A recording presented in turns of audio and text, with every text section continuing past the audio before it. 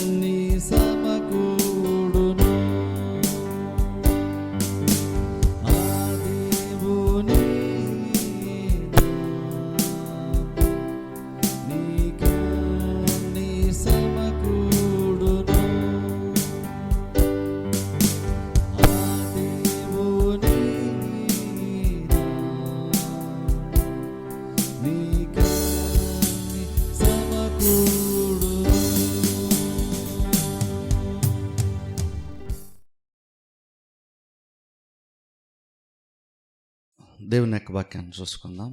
Mark సువార్తలో నుండి 11వ అధ్యాయము. మార్కు సువార్తలో నుండి 11వ అధ్యాయము 22వ వచనం నుండి 24వ వచనం వరకు నేను చదువుతాను. మార్కు సువార్త 11వ అధ్యాయము.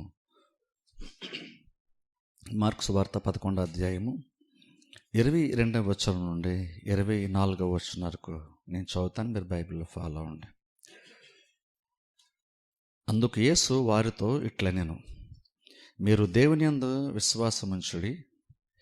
ఎవడైనను ఈ కొండను చూచి నీవు ఎత్తబడి సముద్రములో పడవేయబడుమని చెప్పి తన మనస్సులో సందేహింపక తాను చెప్పినది జరుగునని నమ్మినడలా వాడు చెప్పినది జరుగునని మీతో నిశ్చయముగా చెప్పుచున్నాను.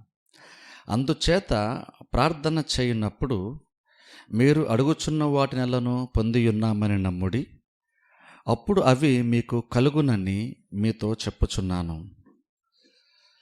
ఈ రోజున విశ్వాసము గురించి కొన్ని విషయాలు దేవుని యొక్క వాక్యంలో మనం చూద్దాం.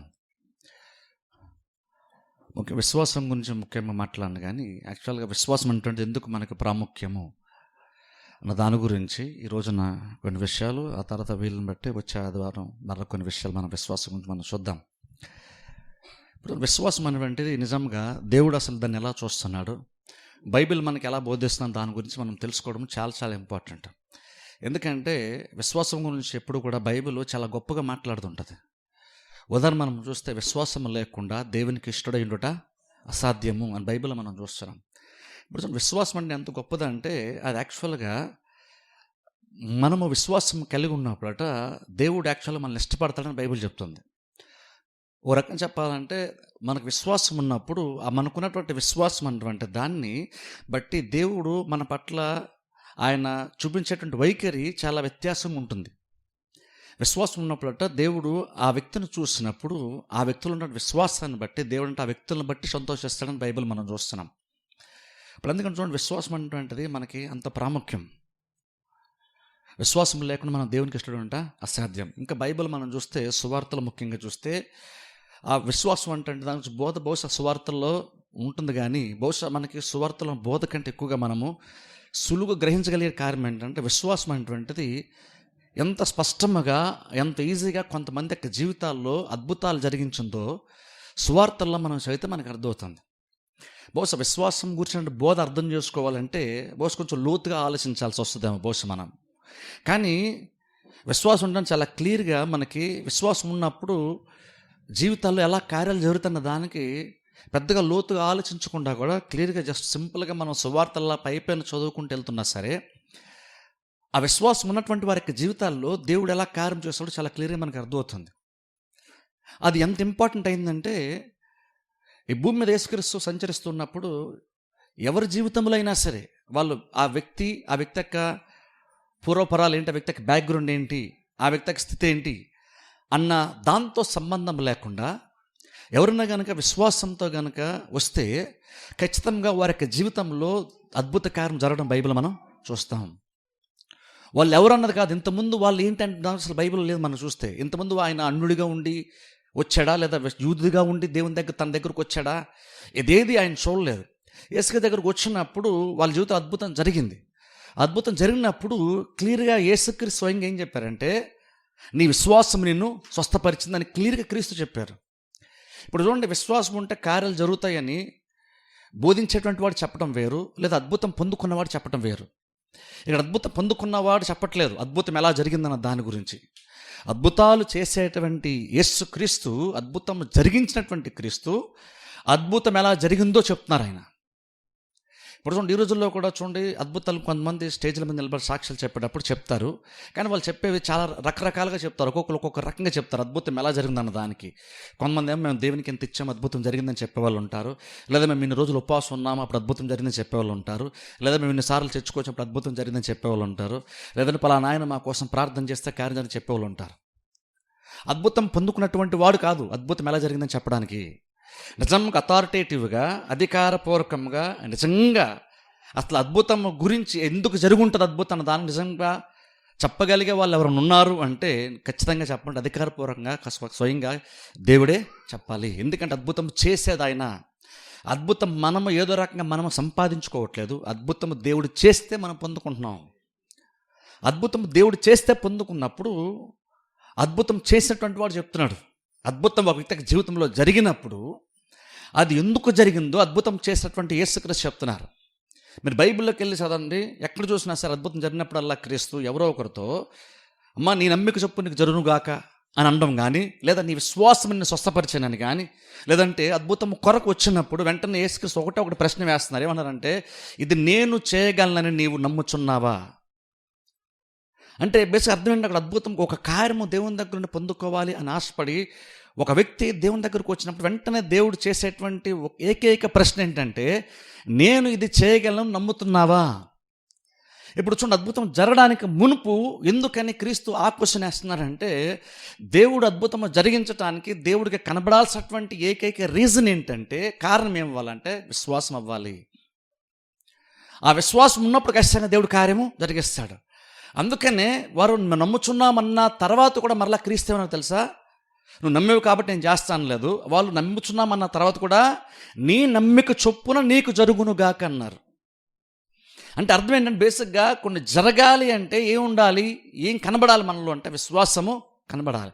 అందుకే చూడండి, ఏ మనుషులైనా సరే కావచ్చు, ఎలాంటి పరిస్థితులైనా సరే కావచ్చు, ఏ సమస్యతో వచ్చినా సరే, ఎప్పుడు వచ్చినా సరే, ఎలాంటి స్థితిలో నుండి వచ్చినా సరే, అంటే ఉదాహరణకు బహుశా ఇప్పుడు కనాను స్త్రీ ఉంది చూడండి, మంజురాలు, లేదంటే శతాధిపతి ఉన్నాడు ఆయన రోమియుడు. అలాగున కొంతమంది యూదులు మాత్రమే కాకుండా ఇజ్రాయెల్ ప్రజలు కాకుండా కొంతమంది బయట నుంచి కూడా కొంతమంది వచ్చినప్పుడు వాళ్ళు కూడా వచ్చినప్పుడు క్రీస్తు కూడా ఒకటే క్వశ్చన్ వేశారు.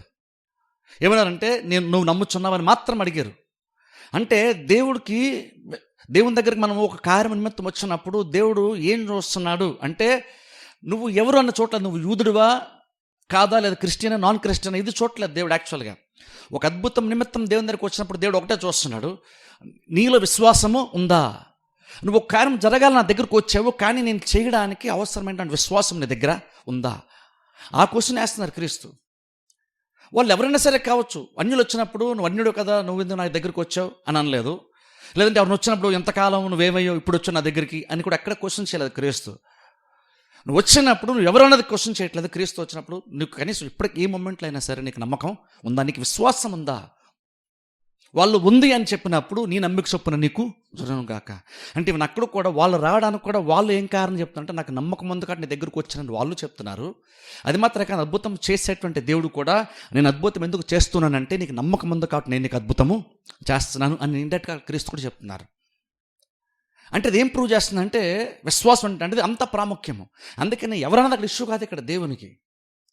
నువ్వు దేంతో వచ్చావు ఆయన దగ్గర, తన దగ్గరికి ఏమనుకొని వచ్చావు అన్నది చాలా చాలా ఇంపార్టెంట్. నువ్వేం మోసుకుంటూ తన దగ్గరకు వచ్చావు అన్నది దేవుడు చూస్తాడు, ఎవరైనా దేవుడు యాక్చువల్గా చూడట్లేదు. ఎందుకంటే చూడండి, విశ్వాసం అంటే ఒక స్పెసిఫిక్గా నేను చెప్తాను. విశ్వాసం అంటే ఎలాంటిదంటే, ఒక రకంగా చెప్పాలంటే విశ్వాసం అంటే ఏదో ఒక ఆత్మ సంబంధం లాగా చూడకండి. విశ్వాసం అంటే యాక్చువల్ చెప్పంటే ఒక ఆత్మ సంబంధం అంటే ఒక ప్రమాణం లాంటిది, ఒక ప్రమాణం అది. ఇప్పుడు చూడండి, నేను అంటే విశ్వాసం ప్రమాణం అనొచ్చు ఒక రకంగా చెప్పాలంటే. ప్రమాణం అన్న మాట ఎందుకు బేసిక్గా యూజ్ చేస్తాను అంటే, ఇంగ్లీష్ లా ఆఫ్ ఫెయిత్ అంటారు. అంటే అర్థం ఏంటంటే విశ్వాసం అంటే ఒక ప్రమాణం లాగా పనిచేస్తుంది. అంటే అర్థం ఏంటంటే, ప్రమాణం అంటే బేసిక్గా దేన్ని మనం ప్రమాణం అంటే ఒక స్టాండర్డ్ ఉంటుంది, దాన్ని ప్రమాణం అంటాం. లేదనుకుంటే ఎప్పటికే మారకుండా ఎక్కడైనా సరే ఎప్పుడైనా సరే ఒకేలాగా పనిచేసేటువంటి దాన్ని మనం ప్రమాణం అంటాం. ఇంగ్లీష్లో లాస్ అంటాం. ఇప్పుడు చూడండి, న్యాచురల్ లాస్ అని కొన్ని ఉంటాయి, అంటే ప్రకృతి సంబంధమైన కొన్ని ప్రమాణాలని కొన్ని ఉంటాయి. ఉదాహరణలో మనం చూస్తే చూడండి, భూమి ఆకర్షణ శక్తి ఉందో చూసారా, గ్రావిటేషనల్ ఫోర్స్ అంటాం, లేదా గ్రావిటీ అంటాం. చూడండి, అదేంటి, అదొక ప్రమాణం అది యాక్చువల్గా. లేదా ఇంకా రకం చెప్పండి, దాన్ని యాక్చువల్గా దాన్ని ఫోర్స్ అని కూడా అంటారు, గ్రావిటేషనల్ ఫోర్స్ అని కూడా అంటారు. అంటే ఎందుకు దాన్ని అలాగంటామంటే, అది ఎంత బలమైందంటే అది ఎప్పుడైనా సరే, అది ఎక్కడైనా సరే, ఏ టైంలో అయినా సరే ఒకేలాగా పనిచేస్తుంది. ఎప్పుడైనా సరే ఎక్కడైనా సరే ఒకేలాగా పనిచేసేటువంటి దాన్ని ప్రమాణము అంటాం. బేసిక్ నార్మల్ డిక్షనరీ మీనింగ్ చెప్పేది నేను. జనరల్గా ప్రమాణం అంటే అర్థం ఏంటంటే, అది ఎప్పటికీ మారదు, ఎప్పుడు ఒకేలాగా పనిచేస్తుంది. అది ఎవరి జీవితంలో సరే ఒకేలాగా పనిచేస్తుంది, దాన్ని ప్రమాణం అంటాం. అలాగే మన ఎగ్జాంపుల్ తీసుకుంటే, భూమి ఆకర్షణ శక్తి అనేటువంటిది కూడా ఒక ప్రమాణమే. ఎందుకు ప్రమాణం అంటే, అది ఎప్పుడు ఒకేలాగా పనిచేస్తుంది. అది ఎక్కడైనా సరే ఒకేలా పనిచేస్తుంది. ఎవరికన్నా సరే ఒకేలాగా పనిచేస్తుంది. అది ఇండియా వాళ్ళకైనా ఒకేలాగా పనిచేస్తుంది, అమెరికా వాళ్ళకైనా ఒకేలాగా పనిచేస్తుంది, పాకిస్తాన్ వాళ్ళకైనా ఒకేలాగా పనిచేస్తుంది, చిన్నపిల్లలకైనా అలాగే పనిచేస్తుంది, పెద్దవాళ్ళకైనా అలాగే పనిచేస్తుంది. దాని గురించి గ్రావిటీ గురించి అవగాహన ఉన్నటువంటి వారికి ఒకేలా పనిచేస్తుంది. దాని గురించి ఏమాత్రం అవగాహన ఏంటంటారు ఒకేలా పనిచేస్తుంది. ఉదాహరణకి సైంటిస్టులు ఈ ప్రకృతి స్టడీ కోసం, ఈ నేచర్ కోసం బాగా స్టడీ చేస్తారు. వాళ్ళకి చాలా విషయాలు తెలుసు. ఏది ఎందుకు ఎలా పనిచేస్తుంది. సూర్యుడు వెలిగిస్తాడంటే సూర్యుడు ఎందుకు వెలిగిస్తున్నాడో వాళ్ళకి తెలుసు. వాళ్ళు స్టడీ చేస్తారు కాబట్టి. సూర్యుడు ఎందుకు వేడిగా ఉంటాడో వాళ్ళకి తెలుసు. చంద్రుడు ఎందుకు అలా ఉంటాడో వాళ్ళకి తెలుసు. నక్షత్రం ఎందుకు అలా ఉంటే వాళ్ళకి తెలుసు. ఏది ఎక్కువ వెలిగిస్తుందో వాళ్ళకి బాగా తెలుసు. అన్నీ వాళ్ళకి బాగా తెలుసు. మనకి యాక్చువల్గా అలాంటి విషయాల కోసం మనకు అసలు ఏమీ తెలియదు. దాని గురించి నార్మల్గా మనకేం తెలియదు. కానీ మీకు తెలుసా, అంత లోతుగా స్టడీ చేసి ప్రతిదీ ఎందుకు ఎలా పనిచేస్తుందంటే దాని గురించి బాగా స్టడీ చేసినటువంటి సైంటిస్టులకి అది ఒకేలాగా పనిచేస్తుంది. అది ఏమి అసలు దాని గురించి ఏమాత్రం మనకు కొంచెం కూడా జ్ఞానము లేనటువంటి మన జీవితంలో కూడా అది ఎగ్జాక్ట్ అలాగున్నే పనిచేస్తుంది. భూమి ఆకాశ శక్తిని అంతే. చిన్నపిల్లలకి భూమి ఆకాశ శక్తి గురించి వాళ్ళకి ఏమీ తెలియదు. ఒకేం తెలియదు. అలా చెప్పేసి వాళ్ళు మేడపైన దూకెత్తే వాళ్ళు గాల్లో తేలుకుంటూ వెళ్తారు. వాళ్ళకి తెలియదు కాబట్టి. వాళ్ళు తెలియనంత మాత్రం నాది వాళ్ళ జీవితాలు పనిచేయడం మానేదు. ఎందుకంటే అది ప్రమాణం. అది అందరికీ ఒకేలాగా పనిచేస్తుంది. అది ఎవరికైనా సరే, ఎప్పుడైనా సరే, ఎలాగైనా సరే ఒకేలాగా ఎప్పుడు అది పనిచేస్తూనే ఉంటుంది. అది ప్రమాణం అంటాం మనం దాన్ని. ఇప్పుడు అందుకనే చూడండి, మామూలు చూడండి, ఇప్పుడు అందుకనే ఇప్పుడు ప్రపంచంలో ఎవరు ఏది తయారు చేసినా సరే కొన్ని ప్రమాణాలు భూమిలో పనిచేస్తుంటాయి చూసారే, సృష్టిలో పనిచేస్తాయి. దాన్ని దృష్టిలో పెట్టుకొని ప్రతి దాన్ని తయారు చేస్తారు. ఒక వస్తువు తయారు చేసినప్పుడు ఎవరు దేన్ని తయారు చేసినా ప్రతి దాన్ని దృష్టిలో పెట్టుకొని ఈ ప్రకృతిలో ఉండేటువంటి కొన్ని ప్రమాణాలు ఏవైతే ఉన్నాయో, కొన్ని ఫోర్సెస్ ఏవైతే ఉన్నాయో వాటన్నిటిని దృష్టిలో పెట్టుకొని మనిషి అనేటువంటి వాడు ప్రతి దాన్ని తయారు చేస్తాడు. మనం బిల్డింగ్ కట్టినప్పుడు కూడా దాన్ని దృష్టిలో పెట్టుకుని మనం బిల్డింగ్ కట్టుకుంటాం. అందుకని ఇక్కడ మనం ఇక్కడ కట్టినప్పుడు ఈ ప్రాంతాలు మన ఇల్లు కట్టినప్పుడు ఒకలా కట్టుకుంటాం. అదే జమ్మూ కాశ్మీర్ లాంటి మంచు ప్రాంతాలకు వెళ్ళారనుకుంటే అక్కడ ఇల్లు వాళ్ళు వేరేగా కట్టుకుంటారు. వాళ్ళు మనలాగా కట్టుకోరు. అలాగా ప్రాంతాన్ని బట్టి మారిపోతుంటుంది. ఎందుకు అలా మారుతుంది అంటే ప్రతివాడు దేని దృష్టిలో పెట్టుకొని వాడు ఇల్లు కట్టుకుంటున్నాడంటే ప్రకృతి ఒకటి ఉంది, అది ఎప్పటికీ మారదు. అది నాకు నచ్చినా నచ్చకపోయినా, నేను దాన్ని గౌరవించకపోయినా అది ఎప్పుడు ఒకేలా పనిచేస్తుంది. కాబట్టి ఎవరిని చూసా మనం కాపీ కొట్టడం కాదు. నువ్వు ఎక్కడున్నా సరే ఒకేలా పనిచేస్తా. దానికి తగ్గట్టుగా నువ్వు కొన్ని విషయాల్లో నీకు జ్ఞానం ఉన్నప్పుడు, దాన్ని తగ్గట్టుగా నువ్వు కొన్ని చేసుకున్నప్పుడు అది నీకు మేలు చేస్తుంది. ఉదాహరణకి కిందట చెప్పండి చూస్తే, ఇల్లు మనం ఎక్కడ ఒకలా కట్టుకుంటాం. బేసిక్గా మనం ఎక్కడ ఒకలా కట్టుకుంటాం. ఈ ప్రాంతం అనుకూలతను బట్టి ఇక్కడ మనలా కట్టుకుంటాం. కానీ కొన్ని ఫారిన్ కంట్రీస్లో కానీ లేదా కొన్ని ఇండియాలోనే కొన్ని ప్లేసెస్లో అయితే ఇలా కట్టడానికి కుదరదు. ఎక్కువ వర్షపాతం ఎక్కువ ఉన్న చోట మనలా కట్టడానికి కుదరదు. లేదా ఎక్కువ మంచు పడేటువంటి చోట మనలా కట్టడానికి కుదరదు. అంటే అక్కడ ఏం జరుగుతుంది, వాళ్ళు దాని గురించి తెలుసుకొని అవగాహన పొంది దాన్ని బట్టి వాళ్ళు దాన్ని తెలుసుకుని దాన్ని మార్చే ప్రయత్నం చేయట్లేదు. దానికి అనుకూలంగా వాళ్ళు ఇల్లు డిజైన్ చేసుకొని కట్టుకున్నప్పుడు దానివల్ల వాళ్ళకి మేలు కానీ కీడు ఉండదు. అదే అక్కడ ఎవరో కట్టారని చెప్పేసి డిజైన్ చూసి ఆ డిజైన్ మనకు నచ్చిందని చెప్పేసి మనం కట్టకున్నటువంటి ప్లేస్లో ఉండి మనం దాన్ని కట్టామనుకోండి, నీకు నచ్చింది కాబట్టి నువ్వు చేసావు అనుకో, బహుశా నీకు దానివల్ల అంత యూజ్ ఉండదు. ఎందుకంటే ప్రకృతి ఎప్పుడు మారదు, అది ఎప్పుడు ఒకేలాగా ఉంటుంది. దాన్ని తగ్గట్టుగా మనం కట్టుకున్నప్పుడు ఆ ఇల్లు నిలబడుతుంది. లేదా దాని తగ్గట్టుగా మనం కట్టుకున్నప్పుడు అది ఏవైతే ప్రమాణాలు ప్రకృతిలో ఉన్నాయో స్థిరంగా అవన్నీ మనకు అనుకూలంగా ఉంటాయి. సపోజ్ మనం కనుక దాన్ని గౌరవించడం అంటే దాన్ని అధిగమించాలని ప్రయత్నం చేస్తాం అనుకోండి, దాన్ని కాదని చేసే ప్రయత్నం చేస్తాం అనుకోండి, అది ఎలాగో మారదు. కాబట్టి ఖచ్చితంగా దానివల్ల నీకు కీడు ఉంటుంది. తెలుసుకున్నామనుకో దానివల్ల నీకు మేలు. ఎందుకంటే ఆ ప్రమాణాలు మనం భూమి మీద పుట్టక మునుపు నుంచే ప్రమాణాలు ఉంటూ ఉన్నాయి. అవి ఎప్పటికవి మారవు. మధ్యలో మనం వచ్చాం, మనం దాని తగ్గట్టుగా మనం మలుచుకోవాలి. దాని తగ్గట్టు నువ్వు మలుచుకోవాలంటే దాని గురించి జ్ఞానం నీకు ఉన్నప్పుడు అది నీకు ఎప్పుడు కూడా మేలు చేస్తుంది. ఎగ్జాక్ట్ విశ్వాసం అంటాడు అలాంటిదే. విశ్వాసం అమెరికాలోనే ఒకలా పనిచేస్తుంది, ఇండియాలో ఒకలాగా పనిచేస్తుంది, చదువుకున్న వాళ్ళకైనా ఒకలాగా పనిచేస్తుంది, చదువు లేని వాళ్ళకైనా ఒకలాగా పనిచేస్తుంది. నువ్వు గ్రహించిపోయినా విశ్వాసం ఎప్పుడు అందరికీ ఒకేలా పనిచేస్తుంది. విశ్వాసకైనా ఇంకొన అదే విశ్వాసం అంటే ప్రమాణం కార్యం జరగాలంటే, అన్యుడికైనా సరే ఇంకొన కార్యం జరగాలంటే అదే విశ్వాసం ప్రమాణంలాగా పనిచేస్తుంది. అప్పుడు తెలుసుకున్నప్పుడు దానికి అనుకూలంగా మనం మారాలి. కానీ అది మనకు అనుకూలంగా ఎప్పుడు కూడా మారదు. మనం దానికి అనుకూలంగా మారినప్పుడు మన జీవితాల్లో కార్యాలు జరుగుతాయి. అందుకే విశ్వాసం అంటే ఒక ప్రమాణం అన్నాను. అందుకే చూడండి, బేసిక్గా దాని గురించి చెప్తాను, క్లుప్తం కొన్ని విషయాలు చెప్తాను. ఎందుకంటే ఎందుకు ప్రమాణం అంటున్నానంటే, ఖచ్చితంగా నువ్వు మారాలి కానీ అది ఎప్పుడు మారదని విషయం నువ్వు గుర్తుపెట్టుకోవాలి. అందుకే నేను స్పెసిఫిక్గా మాట అంటున్నాను. దేవుడు ఏదో రకంగా కార్యం చేస్తాడేమో అనుకోకండి. ఏదో రకంగా కార్యం జరగదు. ఖచ్చితంగా దేవుడు కొన్ని ప్రమాణాలు ఖచ్చితంగా పెట్టాడు. దేవుడు ఎంత క్రమంగా ఉంటాడంటే, ఎంత పద్ధతిగా దేవుడు పనిచేస్తాడు, ఎంత డిసిప్లిన్గా ఉంటాడంటే, ఎంత ఆర్గనైజ్డ్గా పనిచేస్తాడంటే, ఎంత క్రమంగా దేవుడు పనిచేస్తాడు. దేవుడు సిస్టమేటిక్గా ఉంటాడు. దేవుడు ఎప్పుడు కూడా దేవుడు ఈరోజు ఒకలాగా, రేపు ఒకలాగా, ఎల్లుండి ఒకలాగా పనిచేయడు. దేవుడు ఎప్పుడు క్రమంగా ఒక పద్ధతి ప్రకారం దేవుడు పనిచేస్తాడు. అందుకని యెహోవానైనా నేను మార్పు లేనివాని అన్నాడు. సువార్తల్లో ఉన్నటువంటి దేవుడు యేసుక్రీస్తు ద్వారా తండ్రి అనేటువంటి దేవుని మనము చూస్తున్నా, అర్థం చేసుకొని చూసారా. సువార్తలు ఉన్నప్పుడు ఎలాగైతే ఉన్నాడో దేవుడు ఇప్పటికీ అలాగే ఉంటాడు.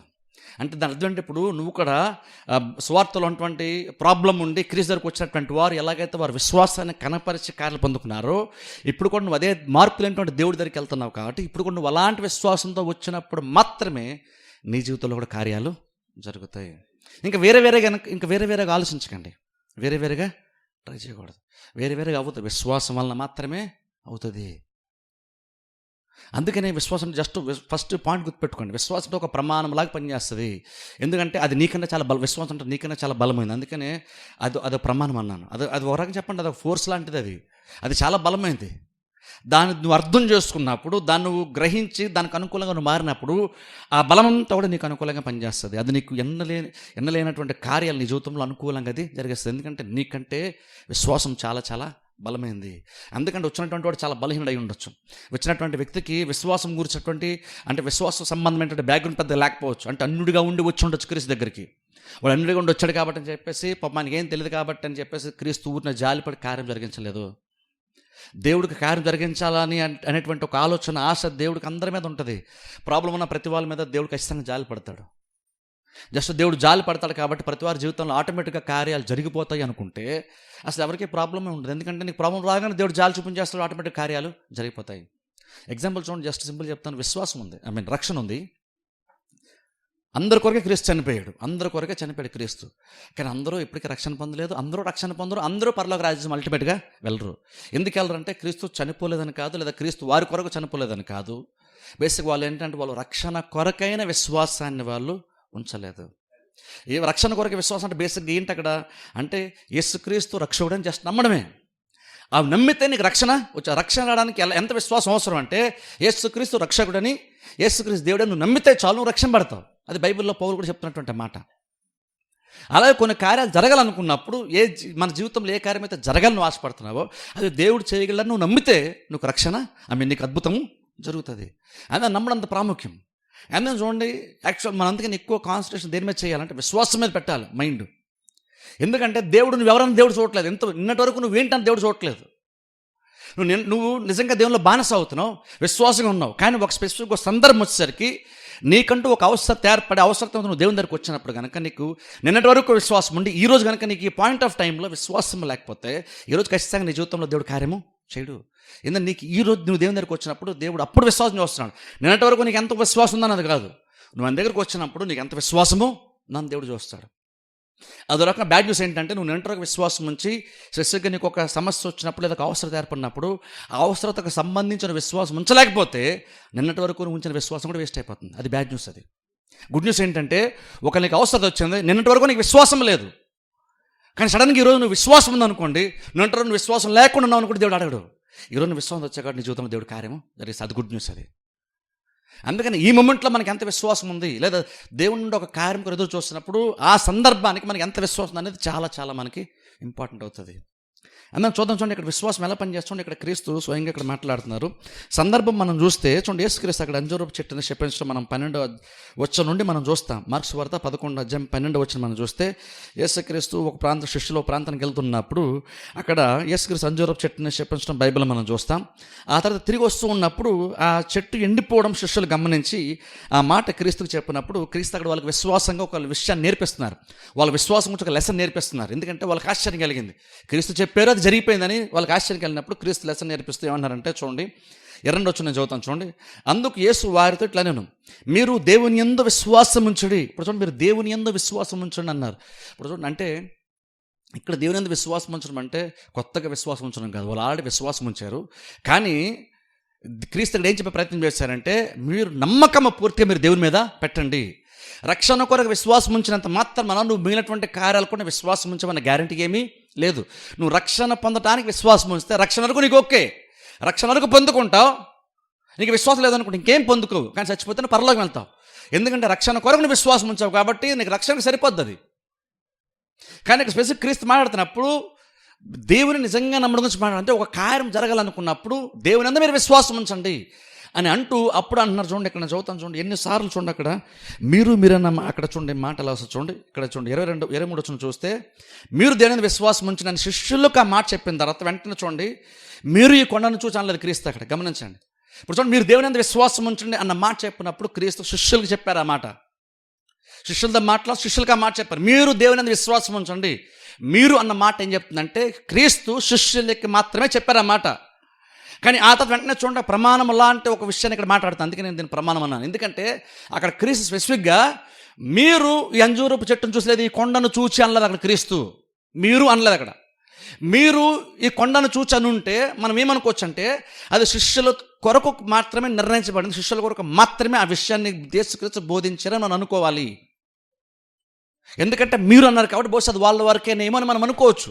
కానీ క్రీస్తు ఎందుకని ప్రమాణం అని అంటున్నానంటే ఇక్కడ క్రీస్తు ఎవరో శిష్యులకనో లేదా ఎవరో కొంతమందికి మాత్రమే దాన్ని పరిమితం చేయలేదు. అదేమన్నారంటే ఎవడైనాను అన్న మాట అన్నారు. అంటే ఇప్పుడు ఎవడైనా అన్న మాట అన్నప్పుడు అక్కడ కేవలం శిష్యుల గురించి మాత్రమే మాట్లాడలేదు. ఏ టైంలో ఉన్నవారైనా సరే, ఏ ప్రాంతంలో ఉన్నవారైనా సరే, ఎవరైనా సరే అని అర్థం అక్కడ. అది క్రీస్తు స్పెసిఫిక్గా వాళ్ళతో మాట్లాడాల్సిన అవసరం కూడా లేదు. అది ఎవరైనా సరే, ఎవడైనాను అన్నారు. అదే ప్రభు ఎవడైనా అంటే ఎవడైనా సరే క్రీస్తు అంటున్నారు అక్కడ. ఎవడైనాను ఈ కొండను చూచి నీవు ఎత్తబడి సముద్రంలో పడవేయబడమని చెప్పి తన మనసులో సందేహింపక తాను చెప్పినది జరుగునని నమ్మినాడలా వాడు చెప్పినది జరుగుతుంది. అక్కడ చూడండి, స్పెసిఫిక్గా మీరు లేదు వాళ్ళు వీళ్ళు అనలేదు అక్కడ, ఎవడైనాను అన్నారు అక్కడ.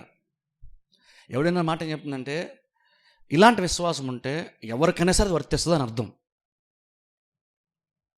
ఇంగ్లీష్లో హూస్ ఎవర్ అని వస్తుంది. అంటే అర్థం ఏంటంటే ఎవరైనా సరే.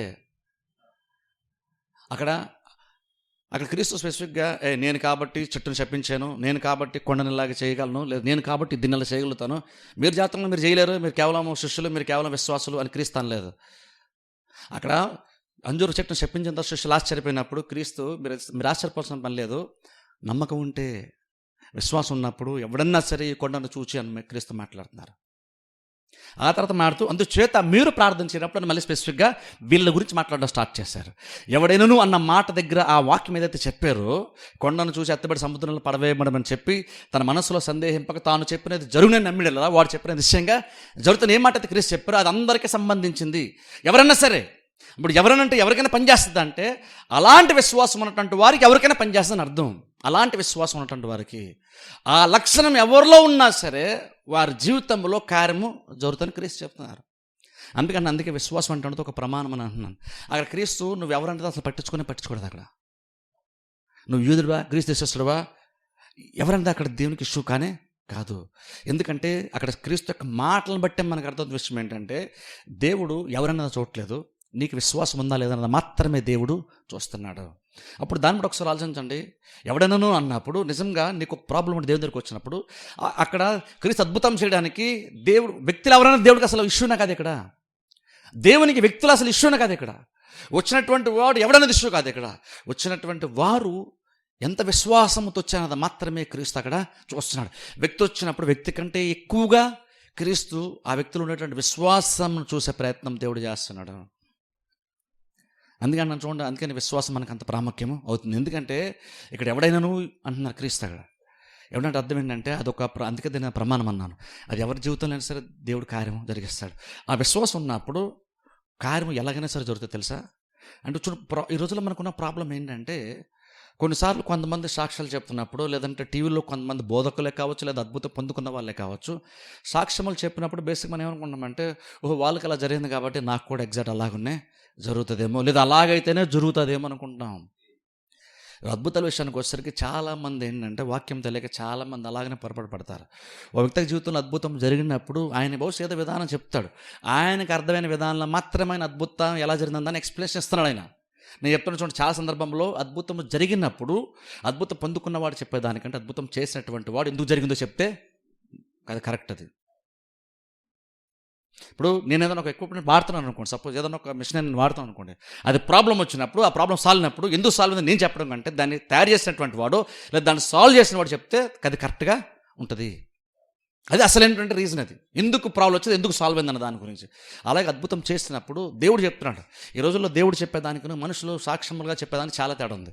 ఈరోజు మనందరూ కూడా తెలుసు చూడండి, ఈ రోజుల్లో ఎవరినో నిందించడానికి కాదు, లేదా మనం గొప్పలని వాళ్ళు తక్కువలని కాదు, కానీ ఈ రోజులు అద్భుతం జరిగినప్పుడు చాలామంది ఏం చెప్తారు, మేము 7 వారాలు చర్చికి వెళ్ళాము, లేదా 7 వారాలు 7 రోజులు ఉపవాసం ఉన్నాము, లేదా 21 రోజులు ఉపవాసం ఉన్నాము, 40 రోజులు ఉపవాసం ఉన్నాము, లేదా 7 ఆదివారాలు చర్చికి రమ్మన్నారు, 7 ఆదివారాలు చర్చికి వెళ్ళాము, కార్యం జరిగిపోయింది.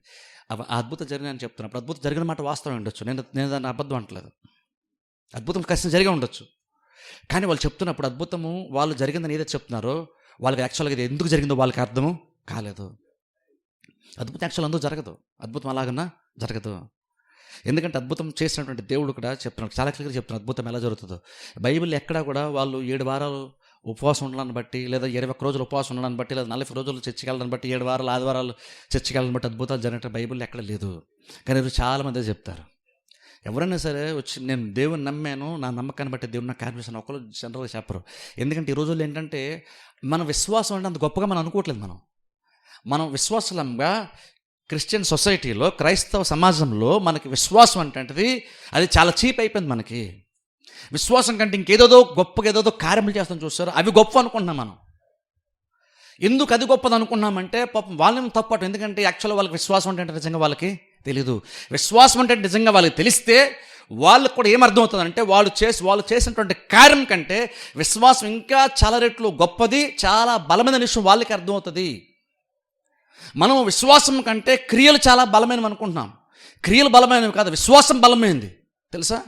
కాకపోతే ప్రాబ్లం, ఈ రోజుల్లో ప్రాబ్లం ఏంటి, మనకి క్రిస్టియన్ ఐడెంటిటీ క్రైసిస్. మనకి ఏంటంటే విశ్వాసం అంటే హృదయంలో ఉంటుంది, అది క్రియల్లో కనబడదు. కాబట్టి మనం ఎంతసేపు అంటే క్రియల్లో చూపించే ప్రయత్నం చేస్తుంటాం, అందుకని క్రియలకు ఎక్కువ వాల్యూ ఇచ్చేస్తాం. కానీ మీకు తెలుసా, ఈ రోజుల్లో మనం ఏంటంటే క్రియలకు ఎక్కువ వాల్యూ ఇచ్చేస్తున్నాం మనం. ఎందుకంటే మనం విశ్వాసాన్ని తక్కువ అంచనా వేస్తున్నాం. ఎందుకంటే ఒక వ్యక్తిలో విశ్వాసం ఎంత ఉందో మనం చూడలేము కాబట్టి, మనం గుర్తించలేము కాబట్టి, ప్రతి వాళ్ళు క్రియల మీద బేస్ అయిపోయి నాకు నమ్మకం ఉందనే విషయాన్ని కనపరచడానికి, ప్రూవ్ చేసుకోవడానికి, ఇంకేటగా చెప్పంటే అసలు మనుషులకి కనపరచుకునే ప్రయత్నం చేస్తున్నాం మనం. కానీ విషయం చెప్పిన, క్రియల్లో నువ్వు చేయడం చాలా చాలా ఈజీ, విశ్వాసం ఉంచడం చాలా చాలా కష్టం. క్రియలు చాలా ఈజీ, విశ్వాసం చాలా కష్టం. ఎందుకు చెప్పనా, ఫరిసేయులు క్రియలు బ్రహ్మాండంగా చేశారు క్రియలు. ఇప్పుడు క్రియలు గొప్పవి అనుకుంటే అప్పుడు యేసుక్రీస్తు వారు క్రియలు చేసినందుకు తప్పాడుతున్న అర్థమే ఉండదు. క్రియలు కనుక నిజంగా గొప్పవి ఉంటే, విశ్వాసం కంటే క్రియలు గొప్పవి ఉంటే, క్రీస్తు ఫరిసేయులు ప్రతిసారి తప్పటం అంటే తప్పు అంటాను నేనైతే. క్రీస్తు ఫరిసేయులు తప్పడం తప్పు అవుతుంది, క్రియలు కనుక నిజంగా గొప్పవి ఉంటే. ఈరోజు మనం క్రియలకు ఎక్కువ ఇంపార్టెన్స్ ఇస్తున్నాం, విశ్వాసానికి తక్కువ ఇంపార్టెన్స్ మనం ఇస్తున్నాం. ఆ క్రియలు చూసి మనం మెప్పు పొందేస్తున్నాం, క్రియలు చేసే వాళ్ళు కూడా క్రియల ద్వారా మనుషులకు మెప్పు పొందాలని మనం ప్రయత్నం చేస్తున్నాం మనం. కానీ ఒకసారి జస్ట్ కొంచెం లాజికల్గా ఆలోచించండి, ఫరిసేయులు క్రియలను తీసి ఎలా చేయగలిగారు? విశ్వాసం లేకుండా క్రియలను తీసి ఎలా చేయగలిగారు? వాళ్ళు లాజికల్గా ఆలోచిస్తే మనకు అర్థమైపోద్ది. వాళ్ళు విశ్వాసం ఎందుకు ఉంచలేకపోయారంటే విశ్వాసమే కష్టం, క్రియలే ఈజీ. అందుకని వాళ్ళు ఈజీది చేసేసారు, అసలైంది చేయలేదు. కానీ ఈ రోజుల్లో మనం క్రియలు చాలా ఈజీ అనుకుంటాం, విశ్వాసంతో చాలా ఈజీ, క్రియలు కష్టం అనుకుంటాం. నిజంగా విశ్వాసంతో చేసే క్రియలు అటువంటివి కష్టం రకం చెప్పాలంటే. విశ్వాసంతో చేసే చెప్తున్నాను, నువ్వు విశ్వాసం ఉంచకుండా కూడా కార్యాలు చేసేయచ్చు, విశ్వాసం లేకుండా నువ్వు కార్యాలు చేయొచ్చు. విశ్వాసం లేకుండా నువ్వు చర్చికి రావచ్చు, విశ్వాసం లేకుండా వాక్యం అనొచ్చు, విశ్వాసం లేకుండా నువ్వు దేవునికి ఇవ్వచ్చు, ఇవన్నీ చేయొచ్చు. నువ్వు విశ్వాసం లేకుండా చేయడం చాలా ఈజీ. కానీ విశ్వాసం ఉన్నటువంటి వాడు చేయకుండా ఉండలేడంట. నేనైతే విశ్వాసం ఉన్నటువంటి వాడిని అది ఎంతగా ప్రేరేపిస్తుంది, ఎంతగా వాడిని ఫోర్స్ చేస్తుంటో రకం చెప్పాలంటే, నిజంగా దేవుని వద్దకు వచ్చేవాడు, దేవుని దగ్గరకు వచ్చేటువంటి వాడు ఆయన ఉన్నాడని, తన వెతికేటువంటి వారికి ఫలము దయచేస్తాడని నిజంగా నమ్మినటువంటి వాళ్ళు చర్చికి రాకుండా ఉండడం చాలా కష్టం, తెలుసా? చర్చికి రాకుండా ఉండడం చాలా కష్టం. ఎందుకంటే లోపల ఉన్నటువంటి ఆ విశ్వాసం ఊరికి ఉండదు, అది మనిషిని బలవంతం చేస్తుంది విశ్వాసం ఉంటే. అందుకని విశ్వాసం ప్రతి వాళ్ళు ఖచ్చితంగా క్రియలు కనపరుస్తారు. కానీ అలాగని క్రియలు కనపరిచిన ప్రతి వాళ్ళలో విశ్వాసం ఉందన్న గ్యారంటీ ఏమీ లేదు. ఫరిసేయులు ప్రతి విషయంలో చాలా క్లియర్గా క్రియలు చేసేవాళ్ళు, అందరికీ స్పష్టంగా తెలిసిపోద్ది ఫరిసేయులు చేసేటువంటి క్రియలు అందరికీ తెలుసు. సో ఇంకా క్రీస్తే వారు క్రియల గురించి సాక్ష్యం పలుకుతున్నారు. ఈరోజు క్రియలే మనకు పెద్ద ప్రాబ్లం మనకి. కానీ ఫరిసేయులు క్రియలు చాలా ఈజీగా చేసేవాళ్ళు వాళ్ళు, కానీ లోపల అసలైంది వాళ్ళకి లేదు. అందుకని చూడండి, క్రియలు కాదు ఇంపార్టెంట్, విశ్వాసము ఇంపార్టెంట్. యాక్చువల్గా వీలైతే క్రియల గురించి, విశ్వాసం సంబంధం గురించి కూడా వీలైతే రాబోతున్నారు నేను మాట్లాడతాను. కానీ ఆలోచించండి, విశ్వాసం ఎంత ప్రాముఖ్యం చెప్తున్నాను. క్రియలు చాలా ఈజీ నువ్వు చేసేయడం, క్రియలు చాలా చాలా ఈజీ. కానీ విశ్వాసం ఉంచాలంటే మాత్రం అది పెద్ద ప్రాసెస్, తెలుసా? అది పెద్ద ప్రాసెస్. అది విశ్వాసం ఉంచాలంటే ఈజీగా 1 సెకండ్ అనుకుంటే జరిగిపోయింది కాదు. అది దేవునికి ఇచ్చేటప్పుడు అనుకోండి, సపోజ్ దేవునికి ఇచ్చేటప్పుడు సింపుల్గా ఏం లేదు, దేవునికి ఇచ్చేటప్పుడు ప్రతి వాళ్ళు దేవుడు ఇస్తాడు కాబట్టి తిరిగి మేము దేవునికి ఇస్తున్నాం అన్న నమ్మకంతో ఇస్తానన్న గ్యారెంటీ కూడా లేదు. లేదు యోబన్న దేవుడు చెప్పాడు కాబట్టి మేము దేవునికి కనపసంగా ఇస్తామన్న గ్యారెంటీ కూడా ఏమీ లేదు. కొన్నిసార్లు కొంతమంది ఉన్నటువంటి వాళ్ళతో ఇప్పించి చాలా ఈజీగా ఇప్పించో తెలుసా. అననీయ సఫర్లను చూసారా, వాళ్ళకి యాక్చువల్ నిజంగా ఇవ్వాలని లేదు, కానీ అందరూ ఇస్తున్నారు కాబట్టి ఆటోమేటిక్గా ఆ సిచ్యువేషన్ ఉన్నారు కాబట్టి వాళ్ళు కూడా కొంతవరకు అందరూ చేస్తారు, మనం చేయకపోతే బాగుందాం అనుకుని వాళ్ళు చేసేసారు. కానీ పేతురు వారి హృదయాన్ని క్వశ్చన్ చేశాడు. ఓ రకంగా చెప్పాలంటే నిజంగా ఇచ్చేటువంటి మనసు కనుక వాళ్ళకు ఉంటే వాళ్ళు వేరేగా ప్రవర్తించేవాళ్ళు. కానీ వాళ్ళు ఇచ్చినటువంటి విధానంలోనే ఖచ్చితంగా తేడాదనే విషయం అర్థమైంది పేతురికి. అంటే అర్థం ఏంటంటే కొన్నిసార్లు జస్ట్ నీ తెప్పించాలంటే కొంచెం నీకు కొంచెం ఎమోషనల్గా లేదా వేరే రకంగా నీకు కొంచెం ప్రెజర్ పెడితే ఎవరైనా ఇచ్చేస్తారు నార్మల్గా. ఇప్పుడు చూడండి, బయట చూడండి చాలామంది సేవకులు చాలామంది వాళ్ళ సంఘ అవసరం నిమిత్తము అనేక రకాలుగా ప్రాబ్లం వాళ్ళకు ఉన్నటువంటి లోట్లు ఎక్స్ప్లెయిన్ చేస్తారు. సేవ ఇలాగైతే చేయలేం, సేవ ఎలాగైతే చేయగలుగుతాం కాబట్టి అందరూ ఎంత చేయండి అంత చెప్తారు. అదంతా కూడా బేసిక్గా ఏం చేస్తాం, ఇలాగైతే మేము సేవ చేయలేం అంటున్నారు. బేసిక్గా నేను చెప్పేది పెద్ద పెద్ద చర్చెస్ గురించి మీకు తెలిసి ఉంటుంది. పెద్ద పెద్ద చర్చెస్ అయి ఉండి కొన్ని వేల లక్షల మంది వస్తున్నారు ఇండియాలోని పెద్ద చర్చ్ అని చెప్పుకున్నటువంటి వాళ్ళు కూడా ఇలాగైతే ఎంత వస్తే మేము పరిచయం చేయలేం, సేవ చేయలేం అంటారు వాళ్ళు. యాక్చువల్గా అంటే బేసిక్గా సేవ అప్పుడు దేని మీద రన్ అవుతున్నట్టు, విశ్వాసం మీద రన్ అవుతున్నట్టు కాదు. ఎందుకంటే స్వయంగా వాళ్ళు ఎలాగైతే మేము సేవ చేయలేం, ఎలాగైతే కష్టం అన్నారంటే అర్థం ఏంటంటే వాళ్ళు డబ్బులు బేస్ చేసుకుని సేవ చేస్తున్నట్టు. ఇప్పుడు చూడండి, అలా కొంచెం ప్రెజర్ పెట్టామనుకోండి ఎవరిని ఇచ్చేస్తారు. పాపం జాలిపడి పాపం ఆయన బాధపడుతున్నారో లేదా పాస్టర్ ఏడుస్తున్నారో లేదా ఇంకైతే ప్రాబ్లం ఉందంటే సేవ చేయలేరంట, అలా ఆ ప్రేరణతో కూడా ఇప్పించేయచ్చు ఇవ్వాలనుకుంటే. కానీ విశ్వాసంతో చేయాలి చూస్తారా, అది కష్టం. విశ్వాసంతో నువ్వు ఫస్ట్ ఆఫ్ ఆల్ నీ క్రియలో విశ్వాసాన్ని బట్టి నువ్వు క్రియలో స్టార్ట్ చేయాలంటే ఫస్ట్ ఆఫ్ ఆల్ నీకు అది విశ్వాసం లోపల బాగా ఉండాలి. నీకు అది క్రియల్లో కనబడాలి అంటే నీలో చాలా విశ్వాసం ఉండాలి. ఆ విశ్వాసం జస్ట్ అనుకోగానే వచ్చేదు. వినుట వలన విశ్వాసము కలుగును, వినుట క్రీస్తుని కూర్చున్న మాటల వల్ల కలుగును. ఈ రోజులో చాలామంది 7 వారాలు 21 రోజులు అన్నది చాలా ఈజీ వాళ్ళకి. ఎందుకంటే 7 వారాలు వెళ్తే అయిపోయింది, 21 రోజులు ఉపవాసం ఉంటే అయిపోయింది.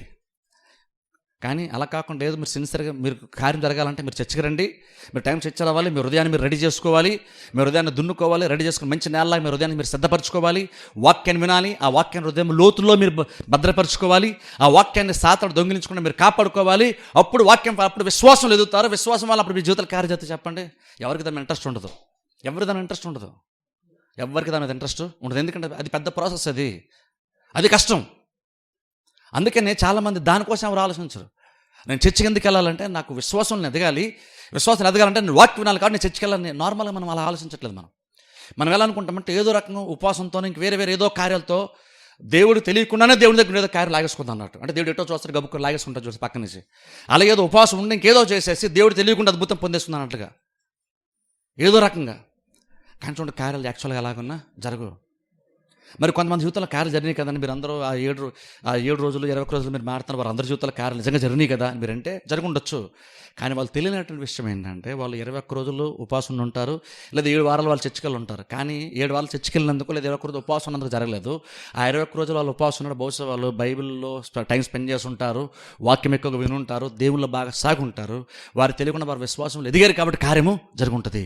కానీ వాళ్ళు అలా అనుకోకుండా 21 రోజులు ఉన్నాం లేదా 7 రోజులు ఉన్నాం కాబట్టి జరిగిపోయింది అనుకుంటున్నారు. వాళ్ళు అలాగన్నా జరగదు.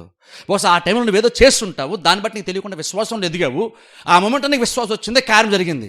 అందుకని ఉపవాసం వల్ల కార్యం జరగడం కాదు. ఎక్కడో కూడా క్రీస్తు దగ్గర అద్భుతాల కోసం కొంతమంది వచ్చినప్పుడు నువ్వు వెళ్ళి ఉపవాసం ఉన్నప్పుడు రా నీకు చేస్తాను అద్భుతం అని క్రీస్తు ఎక్కడ ఎవరికి చెప్పలేదు. ఎందుకంటే అది అలాగున్నా జరగదు. ఎలా జరుగుతుందంటే కేవలం విశ్వాసం వల్ల. ఎందుకంటే విశ్వాసం అంటే ఒక ప్రమాణము. అంటే చూడండి అన్నట్టు నిజంగా ఆ విశ్వాసం ఉంటే అది ఎంత గొప్పదో చెప్పనా. ఆ విశ్వాసం ఉంటే ఎలాగైనా సరే అద్భుతం జరుగుతుంది. ఇలాగే జరగాలి నేను లేదు. విశ్వాసం ఎంత గొప్పదంటే నిన్ను ఎంత గొప్ప పొజిషన్లో నేను తీసుకొచ్చే విశ్వాసం నిన్ను పెడుతుందంటే ఆత్మ సంబంధంగా నువ్వు దేవుని నుండి కార్యం పొందుకోవడానికి నువ్వు ఏ సిచ్యువేషన్ ఉన్నా సరే నీకు విశ్వాసం ఉంటే కార్యం తప్పకుండా నీకు ఎలాగైనా సరే కార్యం జరిగిపోద్ది. ఇలాగనే లేదు, నీకు నిజంగా విశ్వాసం ఉండి కానీ నేను సరైన ప్లేస్లో లేను కాబట్టి నాకు కార్యం జరగదని లేదు. నీకు నిజంగా విశ్వాసం ఉంటే నువ్వు ఎక్కడున్నా నువ్వు ఎలా ఉన్నా సరే ఖచ్చితంగా కార్యము జరుగుతుంది. ఎందుకంటే మీరు బైబిల్కి వెళ్ళి చూడండి, కొంతమంది దగ్గరికి క్రీస్తు వారికి అవసరతను బట్టి వాళ్ళు వచ్చినప్పుడు క్రీస్తు కొంతమంది, ఇప్పుడు ఎగ్జాంపుల్ మత్తయి సువార్తలు మనం చూస్తే యాక్చువల్గా 2 గుడ్డి వాళ్ళు ఉంటారు. 2 గుడ్డి వాళ్ళు క్రీస్తు దగ్గరకు వచ్చినప్పుడు బైబిల్ చెప్తున్నారు, క్రీస్తు ఫస్ట్ ఆఫ్ ఆల్ వాళ్ళు అడుగుతారు, నేను ఇది చేయగలిగి మీరు నమ్ముచున్నారంటే నమ్ముచున్నాం ప్రభు అన్నారు. అప్పుడు బైబిల్ చెప్తున్న మాట ఏంటంటే క్రీస్తు అంట వారి కన్నులు ముట్టి స్వస్థపరిచిన బైబిల్ నుంచి వస్తాం. అప్పుడు కూడా మీ నమ్మిక చొప్పునని క్రీస్తు అంటారు ఖచ్చితంగా. అక్కడ చూడండి బైబిల్ మీరు చూడండి, క్రీస్తు వారి కన్నులు ముట్టి స్వస్థపరిచిన బైబిల్ మనం చూస్తున్నాం. ఇప్పుడు కన్నులు ముట్టే స్వస్థపరిచారు కాబట్టి ప్రతిసారి కన్నులు ప్రతివాన్ని దేవుడు ముట్టే స్వస్థపరిచాడా అంటే ప్రతిసారి క్రీస్తు ముట్టలేదు. కొంతమందిని అసలు టచ్ చేయకుండా కూడా క్రీస్తు. ఉదాహరణ బైబిల్ మీరు చూడండి, ఇంకెవరైనా సరే చూడండి. ఒక కనాన స్త్రీని చూసారా, తన కుమార్తె దెయ్యం పట్టి ఎంతగానో బాధపడుతూ వచ్చింది చూసారా. వచ్చిన తర్వాత అలా యేసుక్రీస్తుకి ఆమెకు మధ్యన చాలా సంభాషణ జరిగిన తర్వాత అప్పుడు క్రీస్తు అన్నారు, అమ్మ నీ విశ్వాసం చాలా గొప్పది అన్నారు. అక్కడ నీ విశ్వాసం చాలా గొప్పది, వెళ్ళు, నీ నమ్మిక చొప్పున నీకు జరుగుతుంది. అక్కడ క్రీస్తు ఆమె దెయ్యం పట్టినటువంటి ఆమె యొక్క కుమార్తెను టచ్ చేయకుండా కూడా అద్భుతం పొందుకుంది. అంటే ఒకరిని ముట్టుకుంటే కార్యం జరిగింది కాబట్టి ముట్టుకుంటేనే కార్యం జరుగుతుందని కాదు. కొన్నిసార్లు దేవుడు డైరెక్ట్గా వచ్చి ముట్టుకునేటువంటి ప్లేస్లను ఉండలేకపోవచ్చు బహుశా భౌతికంగా చూసుకుంటే అక్కడ ఆమె సందర్భంలో అలా లేరు కాబట్టి ఆమె డిసడ్వాంటేజ్లో ఉందా ఆమె. ఎందుకంటే తమ కుమార్తెను క్రీస్తు దగ్గరికి తేలేకపోయింది కాబట్టి అద్భుతం జరగదా. అంటే విశ్వాసం ఎంత గొప్పదంటే భౌతికంగా నీకేవైతే కొన్ని అడ్డుల ఆటంకాలు ఉంటాయో దాన్ని దాటి విశ్వాసం నీ జీవితంలో కార్యాలని జరిగిస్తుంది. నీకు విశ్వాసం ఉండి జస్ట్ నువ్వు క్రీస్తు దగ్గరికి వెళ్ళలేకపోయావు కాబట్టి అని, లేదంటే క్రీస్తు నేను ముట్టుకోలేదు కాబట్టి నీకు కార్యం జరగడము ఆగదు విశ్వాసం ఉంటే. అలాగే ఒకసారి శతాధిపతి దగ్గర క్రీస్తు వచ్చారు. క్రీస్తు దగ్గర శతాధిపతి వచ్చాడు. తన దాసుడు ప్రాబ్లం ఉన్నాడని వచ్చాడు, పక్షవాత బాధపడతాడని క్రీస్తు దగ్గరకు వచ్చాడు శతాధిపతి. వచ్చినప్పుడు క్రీస్తు అన్నారు, సరే పద నేను వస్తానన్నారు. అన్నప్పుడు శతాధిపతి అన్నాడు, అయ్యా నువ్వు రావాల్సిన పని లేదు, నువ్వు నా ఇంటికి రావడానికి కూడా నేను యాక్చువల్గా నేను యోగ్యుడను కాను. కాబట్టి అక్కడ ఆయన ఏమన్నాడంటే, నువ్వు యాక్చువల్ ఎక్కడుండి కూడా అద్భుతం నువ్వు చేసేయచ్చు, నువ్వు ఎక్కడుండి కూడా అద్భుతం చేసేయచ్చు. అది ఎలాగా అంటే ఆశ్చర్యంగా ఆయనకున్నటువంటి జ్ఞానం, అనుకున్నటువంటి విశ్వాసం, అనుకున్న ఆలోచన శక్తి గురించి ఒకసారి ఆలోచించాను. ఆయన అన్నాడు, నేను శతాధిపతిని, నా కింద సైనికులు ఉన్నారు, నేను ఒకరి కింద ఉంటాను, ఒకడు రమ్మంటే ఒకడు వస్తాడు, ఒకడు బొమ్మంటే ఒకడు పోతాడు. నేను చెప్పింది ఖచ్చితంగా, నేను చెప్పిన ప్రతిది కూడా ఖచ్చితంగా నేను చెప్పినప్పుడు నా కింద ఉన్నటువంటి ప్రతి వాళ్ళు కూడా దాన్ని చేసి తీరుతారు. అది చేసేటప్పుడు నేను అక్కడ స్పాట్లో ఉంటేనే వాళ్ళు చేస్తారని కాదు, వాళ్ళు నా కింద ఉండేటువంటి వాళ్ళు కాబట్టి నేను ఒకటి చెప్పినప్పుడు ఖచ్చితంగా వాళ్ళు దాన్ని లోబడే చేస్తారు. అప్పుడు నాకెంత అధికారం ఉండి, నేను ఫిజికల్గా నేను ఒక మనిషిగా ఉండి నాకు భౌతికమైనటువంటి ఒక అధికారము వేరే మనిషి చేత నాకు కొంత అధికారం ఇవ్వబడి 100 మంది సైనికులపై నేను అధికారం ఉన్నప్పుడు నేను చెప్పిన తర్వాత ఎదురు లేకుండా తిరుగు లేకుండా నేను లేకపోయినా సరే నా మాట చెల్లుతుంది, నేను చెప్పిన దాని ప్రకారంగా ప్రతిదీ కార్యం జరుగుతున్నప్పుడు నువ్వు సృష్టికర్తవే కదా, నువ్వు దేవాదేవుడు కాబట్టి నాకు భౌతికమైన అధికారం ఉంది, నీకు ఆత్మ సంబంధమైన అధికారం నీకు ఉంది. కాబట్టి నువ్వు ఎక్కడుండి కూడా నువ్వు కార్యము చేసేయచ్చు. మాట మాత్రము సెలవేమో నా దాసుడు స్వస్థ పొందుకుంటాడు అన్న. ఇప్పుడు చూడండి, అప్పుడు ఆయన విశ్వాసం చూసినప్పుడు క్రీస్తుకు కూడా ఆశ్చర్యం కలిగింది. విశ్వాసం మీద బోధించేటువంటి క్రీస్తుకి ఆశ్చర్యం కలిగి, ఇజ్రాయెల్ కూడా ఇలాంటి విశ్వాసాన్ని నేను చూడలేదన్నారు. ఈయన రోమిడి ఉండి క్రీస్తు దగ్గరికి వచ్చాడు.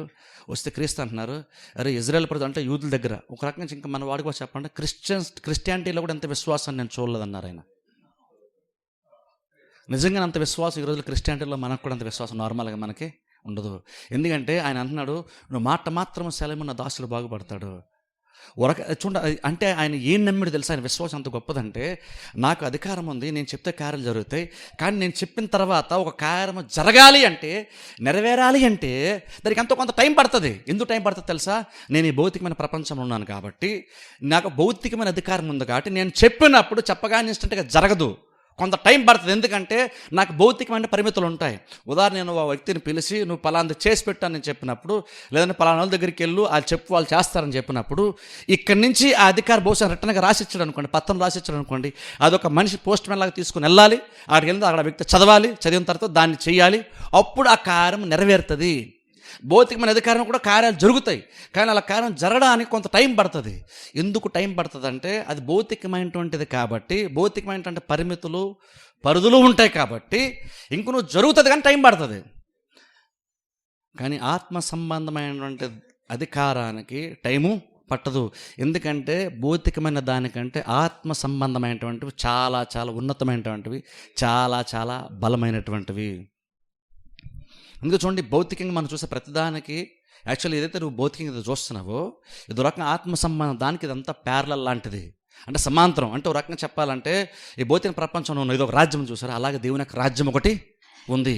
అలాగే భౌతికమైన నేను గత వారం ఆదరణ చెప్పినట్టుగా విత్తనం ఉంటే దానికి యాక్చువల్ సమాంతరంగా ఆత్మీయ ఏంటి వాక్యం ఏంటంటే విత్తనము. అలాగే ప్రతి దానికి భౌతికంగా నువ్వు చూసే ప్రతి దానికి కూడా సమాంతరంగా ఆత్మీయంది ఇంకోటి ఉంటుంది. ఒక రకంగా చెప్పాలంటే దాన్ని బట్టి ఇది వచ్చింది. ఒక రకంగా చెప్పాలంటే ఇప్పుడు అందుకే నేను ఇప్పుడు ఏమంటానంటే భౌతికమైన అధికారం కంటే ఆత్మ అధికారం ఇంకా గొప్పది, ఇంకా బలమైంది అంటాం, ఇంకా బలమైంది. అందులో మనిషి చెప్తేనే ఆయన ఏమన్నాడు శతాధిపతి, నేను చెప్తేనే నేను భౌతికమైనటువంటి వాడు, నాకు భౌతికమైన అధికారం ఇవ్వబడింది, నేను భౌతికమైన ప్రజలు చెప్తున్నప్పుడు కొంత టైం తీసుకున్నా సరే కార్యం ఏదో టైం ఖచ్చితంగా కార్యం అయితే జరిగిపోతుంది. అప్పుడు నేను చెప్తే జరిగిపోతున్నప్పుడు నువ్వు దేవుడివి కాబట్టి నువ్వు ఎక్కడ ఉండి జస్ట్ ఎక్కడ నాకు ఒక మాట చెప్తే అక్కడ జరిగిపోద్ది. అదే కనుక నేను కనుక అక్కడ కార్యం జరగాలంటే నేను లెటర్ రాయాలి, ఆ లెటర్ ఒకరు తీసుకుని వెళ్ళాలి, ట్రావెలింగ్కి టైం పడుతుంది, ఇది అక్కడ చేరడానికి టైం పడుతుంది, కాబట్టి కార్యం జరగడానికి టైం పడుతుంది. కానీ నువ్వు ఆత్మ సంబంధ అధికారులు కాబట్టి ఆత్మ సంబంధమైనటువంటి భౌతికమైన వాటికంటే గొప్పవి, వాటికంటే ఉన్నతమైనటువంటి వాటికంటే బలమైనవి కాబట్టి నువ్వు ఎక్కడ ఒక్క మాట చెప్పు అక్కడ కార్యము జరిగిపోద్ది. అంత లాజికల్గా ఆయన ఆలోచించాడు. నువ్వు ఇక్కడ చెప్తే చాలు వెంటనే అక్కడ జరిగిపోద్ది. ఎందుకంటే నా అధికారం వేరు, నీ అధికారము వేరు. నా అధికారంతో కూడా కార్యం జరుగుతాయి, కానీ నాకు టైం పడుతుంది. ఎందుకంటే నేను భౌతికమైనటువంటి వాడిని, భౌతికమైన అధికారం నాది, కానీ అది ఆత్మ సంబంధ అధికారం కాబట్టి నీది ఇంకా బలమైంది కాబట్టి నీది వెంటనే కార్యము జరిగిపోద్ది. కాబట్టి నువ్వు ఇక్కడ మాట మాత్రం నువ్వు సెలవు ఆయన తిరిగి అంటాడు, నువ్వు మాట చెప్పండి, మాట మాత్రం అన్నాడు. అంటే నువ్వేం చేయొద్దు నా లైఫ్లో, నువ్వు రావద్దు, నువ్వు చెయ్యొద్దు, నువ్వు ఇంకేం చేయొద్దు, మాట మాత్రం చెప్పు చాలు. ఇప్పుడు చూడండి అంటున్నా చూడు, ఇప్పుడు కొంతమంది ఏమో వారి విశ్వాసం ఉన్నా సరే వారు ముట్టుకున్నప్పుడు గుడ్డివారిని క్రీస్తు ముడితే కార్యం జరిగింది. ఇక్కడైతే ఈయన ఇంకెంత గొప్ప విశ్వాసం వెళ్ళిపోయాడు అంటున్నాడు, ప్రభు నాకు అసలు రావాల్సిన అవసరం లేదు, ఎక్కడుంటే ఒక మాట చెప్పే చాలు. నేను లెటర్ రాస్తే లెటర్ ఒక వ్యక్తి తీసుకెళ్ళి టైం పడుతుంది, కానీ ఎక్కువ నువ్వు మాట చెప్తే వెంటనే అది నువ్వు ఆత్మ నువ్వు సెలవిచ్చేటువంటి వాక్కు ఎంత బలమైన ఎంత ఫోర్స్ అందులో ఉందంటే నువ్వు చెప్పగానే అది ఫాస్ట్గా ట్రావెల్ చేస్తుంది. చూడండి, నార్మల్గా సైన్స్ ప్రకారం చూస్తే అన్నిటికంటే ఫాస్ట్గా ట్రావెల్ చేస్తుంటే లైట్ అంట, వెలుగు సౌండ్ కంటే ఫాస్ట్గా ట్రావెల్ చేస్తుందంట. అందుకే చూడండి, అక్కడ దూర ప్రాంతంలో బాంబు పేలింది అనుకోండి, బాంబు ఏదైనా బ్లాస్ట్ అయితే నీకు సౌండ్ రావడానికి టైం పడుతుంది, కానీ లైట్ వెంటనే నీకు కనబడిపోద్ది. ఎందుకంటే సౌండ్ కంటే లైట్ చాలా ఫాస్ట్గా ప్రయాణం చేస్తుందంట. అందుకనే ఫాస్ట్ని కొలిసేటప్పుడు నార్మల్గా స్పీడ్ ఆఫ్ లైట్ అంటారు. అంటే అర్థం ఏంటంటే వెలుగు అనేటువంటిది లైట్ అంటే చాలా ఫాస్ట్గా ట్రావెల్ చేస్తుంది, సౌండ్ అంత ఫాస్ట్గా ట్రావెల్ చేయదు. ఒక్కసారి చూడండి, సౌండ్ని లైట్ని ఒక్కసారి ఆన్ చేస్తామనుకోండి, నీకు లైట్ ఆన్ అంటే కనబడుతుంది, కానీ సౌండ్ వెంటనే నీ చెవులకి రాదు, ఎందుకంటే సౌండ్ ట్రావెల్ చేయడానికి టైం పడుతుంది. ఈ ప్రపంచంలో ఫాస్ట్గా ప్రయాణించేది ఏదైనా ఉందంటేనంట సృష్టిలో లైట్ చాలా ఫాస్ట్గా ప్రయాణిస్తుందంట. వెలుగు చాలా ఫాస్ట్గా ట్రావెల్ చేస్తుంది, సృష్టి అంతట్లో వెలుగు చాలా ఫాస్ట్గా ట్రావెల్ చేస్తుందంట. ఇప్పుడు ఒకసారి ఆలోచించండి, దేవుని యొక్క వాక్యం ఎంత గొప్పదో ఒకసారి ఆలోచించండి. ఈ ప్రపంచంలో లైట్ అంత ఫాస్ట్గా ట్రావెల్ చేస్తుందని చెప్పుకున్నప్పుడు ఆ లైట్ అంత ఫాస్ట్గా ఉంటే లైట్ని తయారు చేసింది ఎవరు? దేవుని యొక్క వాక్యము. అప్పుడు ఆ వాక్యానికి ఈ లైట్కి అంత ఫోర్స్ని, అంత పవర్ని, అంత శక్తిని ఇచ్చినటువంటి దేవుని యొక్క వాక్యం ఇంకెంత బలమైంది అయి ఉండాలి. అప్పుడు వాక్యం అంత బలమైంది అన్నప్పుడు మన మైండ్ పెట్టాల్సింది వాక్యం మీద కదా. అందుకనే శతాధిపతి అన్నాడు, నువ్వు మాట మాత్రం సెలవిమ్ము. నీ మాట ఎంత ఫాస్ట్గా పనిచేస్తుంది అంటే లైట్ కంటే ఫాస్ట్గా వెళ్తుంది నీ మాట. కాబట్టి నువ్వు మాట మాత్రం సెలవు, నా దాసుడు అక్కడ బాగుపడతాడు. యేసుక్రీస్తు మాట చెప్పారు, ఇన్స్టెంట్గా ఆ మూమెంట్లో నా వ్యక్తి అక్కడ బాగుపడ్డాడు. సో ఇక్కడ ఈయన విశ్వాసం ఎంత గొప్పదంటే ఈయనకి విశ్వాసం ఉంది, ఒక ఆయన విశ్వాసం ఉంది, కానీ ముట్టుకుంటే కానీ కార్యం జరగలేదు. కానీ ఇక్కడ ఈయనకి విశ్వాసం ఎంత గొప్పదంటే నువ్వు మాట మాత్రం చెప్పు ప్రభు, కార్యం జరిగిపోద్ది అని అన్నాడు. దానికి యేసుక్రీస్తు చాలా గొప్ప విశ్వాసం అన్నారు. అసలు బైబిల్ ఇంకొకటి మనకి బాగా ఇంప్రెస్ చేసే అద్భుతం ఇంకోటి ఏంటి తెలుసా? రక్తస్రావం గల స్త్రీ ఉంది చూసారా, అది ఇంకా గొప్ప అద్భుతం. ఎందుకో తెలుసా? ఆ అద్భుతం ఎంత గొప్పదంటే అసలు క్రీస్తు సంబంధమే లేకుండా అద్భుతం జరిగిపోయింది తెలుసా. క్రీస్తుతో సంబంధం లేకుండా అద్భుతం జరిగిపోయింది. జనరల్ ఒక అద్భుతం జరిగేటప్పుడు క్రీస్తు కొంతమంది ఆ ప్రాబ్లం ఉన్నటువంటి వాళ్ళు క్రీస్తు సంభాషిస్తారు, ప్రాబ్లం ఏంటో వాళ్ళు చెప్తారు, క్రీస్తు తర్వాత వాళ్ళతో మాట్లాడతారు, విశ్వాసం అన్ని క్వశ్చన్ చేస్తారు, ఆ తర్వాత వారి జీవితంలో కార్యం జరుగుతాయి. ఊరంగా చూసుకుంటే శతాధిపతి విశ్వాసం చూస్తే అది కూడా చాలా గొప్పదే. ఎందుకంటే ఆయన వచ్చాడు, క్రీస్తు మాట్లాడాడు, ఆయన అన్నాడు ప్రభు నువ్వు మాట మాత్రం సెలవున దాసుడు బాగుపడతాడు అన్నాడు. అది బ్రహ్మాండ విశ్వాసం, అది చాలా గొప్ప విశ్వాసమే. కానీ ఇక్కడ రక్తస్రావ స్త్రీకి ఎంత విశ్వాసం ఉందంటే యాక్చువల్గా క్రీస్తు ఒక చోటుకి వెళ్తూ ఉన్నారు, చాలామంది గుంపులు క్రీస్తు వెనకాల చుట్టూ చాలామంది ఉన్నారు, చాలామంది పడుతున్నారు. క్రీస్తు వెళ్తున్నప్పుడు సడన్గా క్రీస్తులో నుంచి శక్తి, తనలో శక్తి బయలు వెళ్ళడము క్రీస్తు గ్రహించారు. తనలోని శక్తి బయలు వెళ్ళడం క్రీస్తు గ్రహించారు. ఇప్పుడు చూడండి, అలా క్రీస్తులో ఒక శక్తి బయలు వెళ్ళింది, ఒక అద్భుతం జరిగింది, కానీ అది చుట్టుపక్కల ఎవరికి ఆ విషయం తెలియని కూడా తెలియదు.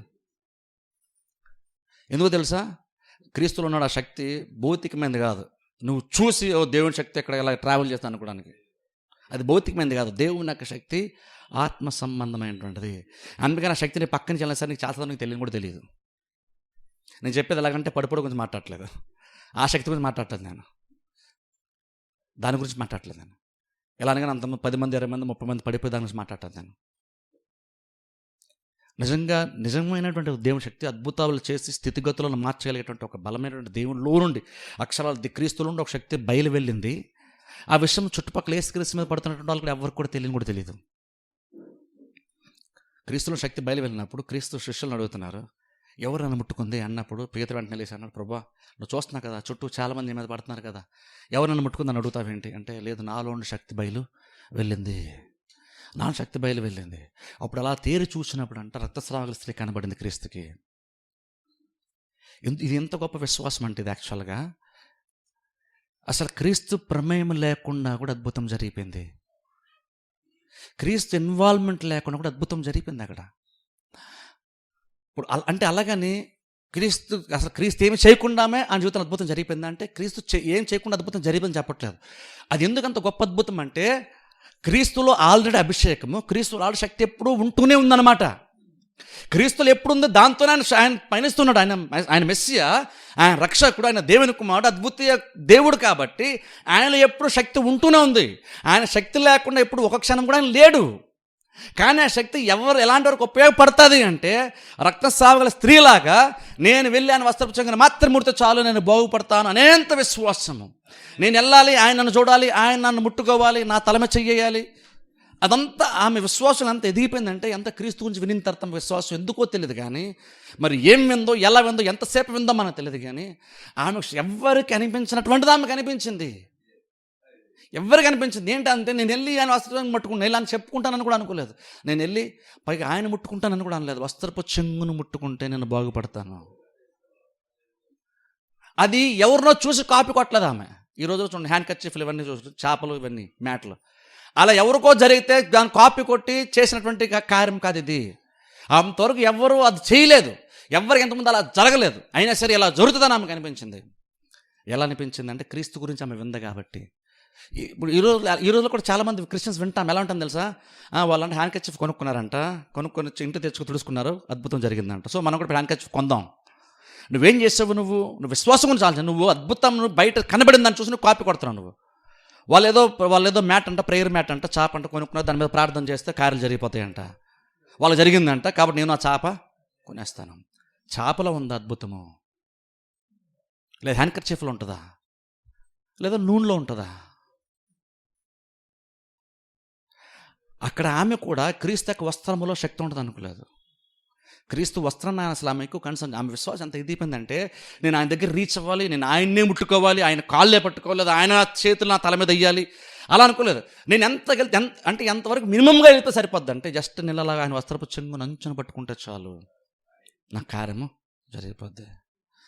అప్పుడు అంచును పట్టుకుంటే సరిపోద్ది. అప్పుడు దేవుని యొక్క వస్త్రములో క్రీస్తు యొక్క వస్త్రాల శక్తి ఉందనుకుంటే అందరికీ జరగాలి కదా. అందరూ మీద పడుతున్నారు కానీ క్రీస్తు అన్నారు కదా, శిష్యుడు అన్నాడు కదా. మరి అందరికి ఎందుకు జరగలేదంటే, అందరూ పట్టున్నారు కానీ అందరిలో విశ్వాసము లేదు. ఏమొక్క దాంట్లోని హృదయంలోనే విశ్వాసం ఉంది కాబట్టి, విశ్వాసముతో వచ్చింది కాబట్టి, విశ్వాసాన్ని బట్టి జరిగింది కానీ వస్త్రపు చెంగుని బట్టి కూడా జరగలేదు. ఈరోజు అలాంటి బోధలు కొన్నిసార్లు తీసుకొని వస్త్రపు చెంగుని పట్టుకొని క్రీస్తుకి వస్త్రంలో శక్తి ఉందంటారు. క్రీస్తు వస్త్రంలో శక్తి లేదు, వస్త్రంలో శక్తి ఉండదు. క్రీస్తులో ఉంటుంది, వస్త్రంలో ఉండదు. నూనెలో ఉండదు, విశ్వాసంలో ఉంటుంది. యాకోబు పాపం ఆ మాట రాసినప్పుడు ఆయన ఫార్మల్గా రాశాడు అన్నమాట. కానీ ఈరోజు చాలామంది ఆ నూనె గట్టి పట్టుకుంటారు. పాపం యాకోబుకి తెలియదు. పాపం యాకోబు ఏమన్నాడు, మీలా రోగి అయి ఉంటే సంఘ పెద్దలు పిలిపించుకోండి, వాళ్ళు నూనె రాసి ప్రార్థన చేస్తారు అని అంటే వెంటనే అన్నాడు, విశ్వాసైతమైన ప్రార్థన రోగిని స్వస్థపరచును అని అంటే ఏమన్నాడు అంటే, విశ్వాసైతమైన ప్రార్థన రోగిని స్వస్థపరచు అన్నాడు. ఆ మాటలో మనము విశ్వాసాన్ని పక్కన పెట్టేసాం, ప్రార్థన పక్కన పెట్టేసాం, నూనె పెట్టేసుకున్నాం. విశ్వాసైతమైన ప్రార్థన రోగిని స్వస్థపరచు అన్నప్పుడు మనం విశ్వాసం గురించి, అక్కడ విశ్వాసం మాట ఉంది కదా, అక్కడ నువ్వు విశ్వాసాన్ని పట్టుకోవాలి, లేదంటే నువ్వు ప్రార్థన గురించి నువ్వు ఆలోచించాలి. అసలు 2 పాయింట్లు వదిలేసి క్యాజువల్గా పాయింట్ రాస్తే యాకోబు దాన్ని పట్టేసుకున్నారు. ఇప్పుడు నూనె, నువ్వు ఎప్పుడైతే నూనె వరకు నువ్వు వచ్చి అయిపోయావో, నువ్వు ప్రార్థన గురించి నువ్వు ఆలోచించలేదు, నువ్వు విశ్వాసం గురించి నువ్వు ఆలోచించలేదు. నూనె దగ్గర పట్టుకున్నావు, నూనె రాయమన్నాడు, నూనె రాస్తే జరిగిపోద్ది. నూనె అమ్మేస్తాం, కొనుక్కోండి నూనె, ప్రేయర్ ఆయిల్ చెప్తాను. నిజం పాపం యాకోబుకి తెలియదు ఎంత బిజినెస్ జరిగిపోద్దని. ఇలాగా తెలిస్తే బహుశా రాసి ఉండేవాడు కాదు నాకు తెలిసి. ఆయనతో క్యాజువల్గా ఆ రోజుల్లో ఫార్మల్గా వాళ్ళకి ఏంటంటే ఫస్ట్ ఎయిడ్ లాగా బహుశా నూనె రాస్తారు. అది ఫార్మల్ జరుగుతుంది వాళ్ళకి. గాయాలైనప్పుడు నూనె రాస్తారు. మనకు ఫస్ట్ ఎయిడ్ ఎలా చేస్తాం బహుశా అలా నూనె రాస్తారు బహుశా. అందుకని ఏం చెప్పాడంటే, వారు ఫార్మల్గా అలా చేసి భౌతికంగా వాళ్ళు చేసిన తర్వాత మళ్ళీ వాళ్ళు ప్రార్థన చేస్తారు. విశ్వాసైతన ప్రార్థన రోగిని స్వస్థపరచును. విశ్వాసైతన ప్రార్థన రోగిని స్వస్థపరచును క్లియర్గా యాకోబు రాసిన తర్వాత కూడా ఇంకా మనం నూనె రాస్తే స్వస్థ వచ్చేది అనేసుకున్నాం. నూనెను పట్టేసుకున్నాం. అందరూ నూనెల మీద పడిపోతున్నారు. ఇప్పుడు తగ్గినట్టుంది. అది కూడా ఊపలా వచ్చింది. ఇప్పుడు మళ్ళీ బహుశా ఆగిపోయిందేమో మరి తెలియదు. ఇప్పుడు అక్కడ కూడా యాకోబుడు ఏమన్నాడు? అక్కడ విశ్వాసం అన్నాడు. విశ్వాసైతన ప్రార్థన రోగిని, అక్కడ జస్ట్ ప్రార్థన కూడా అనలేదు, విశ్వాసైతన ప్రార్థన రోగిని స్వస్థపరచును అన్నాడు. కానీ మనం అసలైన దాన్ని వదిలేసి, అసలైన ముఖ్యమైన దాన్ని మనం పక్కన పెట్టేసి ఒక క్యాజువల్గా రాసినట్టు ఒక మాటను భౌతికమైన ఒక దాన్ని మనం పట్టేసుకుంటున్నాం. నిజంగా కనుక విశ్వాసం లేకపోతే నేను ఎంత నూనె రాసినా వేస్ట్. అందుకే అన్న చాలా సందర్భాల్లో చెప్తాను చూసారా, ప్రార్థన నూనెకి కాదు, ప్రార్థన నీకు. నూనెకి ప్రార్థన వేరు, నీకు ప్రార్థన వేరు. ప్రార్థన మనుషులకు మనకు అవసరం. నీకు నీ నూనెకి కాదు ప్రార్థన అవసరమైంది, ప్రార్థన అవసరమైంది నీకు.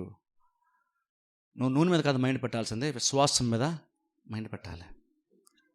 అలా పెట్టినప్పుడు కార్యము జరుగుతుంది. అంటే ఇక్కడ అందుకని రక్తస్రావ స్త్రీ విషయంలో కూడా ఎగ్జాక్ట్ అదే జరిగింది. ఆమె వస్త్రాన్ని పట్టుకుంది, కానీ వస్త్రంలో శక్తి ఉంటుంది అనుకోలేదు. ఆమె క్రీస్తుని గురించి విందని విన్నా, కానీ క్రీస్తు యొక్క వస్త్రం గురించి ఆమె విందని బైబిల్లో లేదు. క్రీస్తుని గురించి విందామె.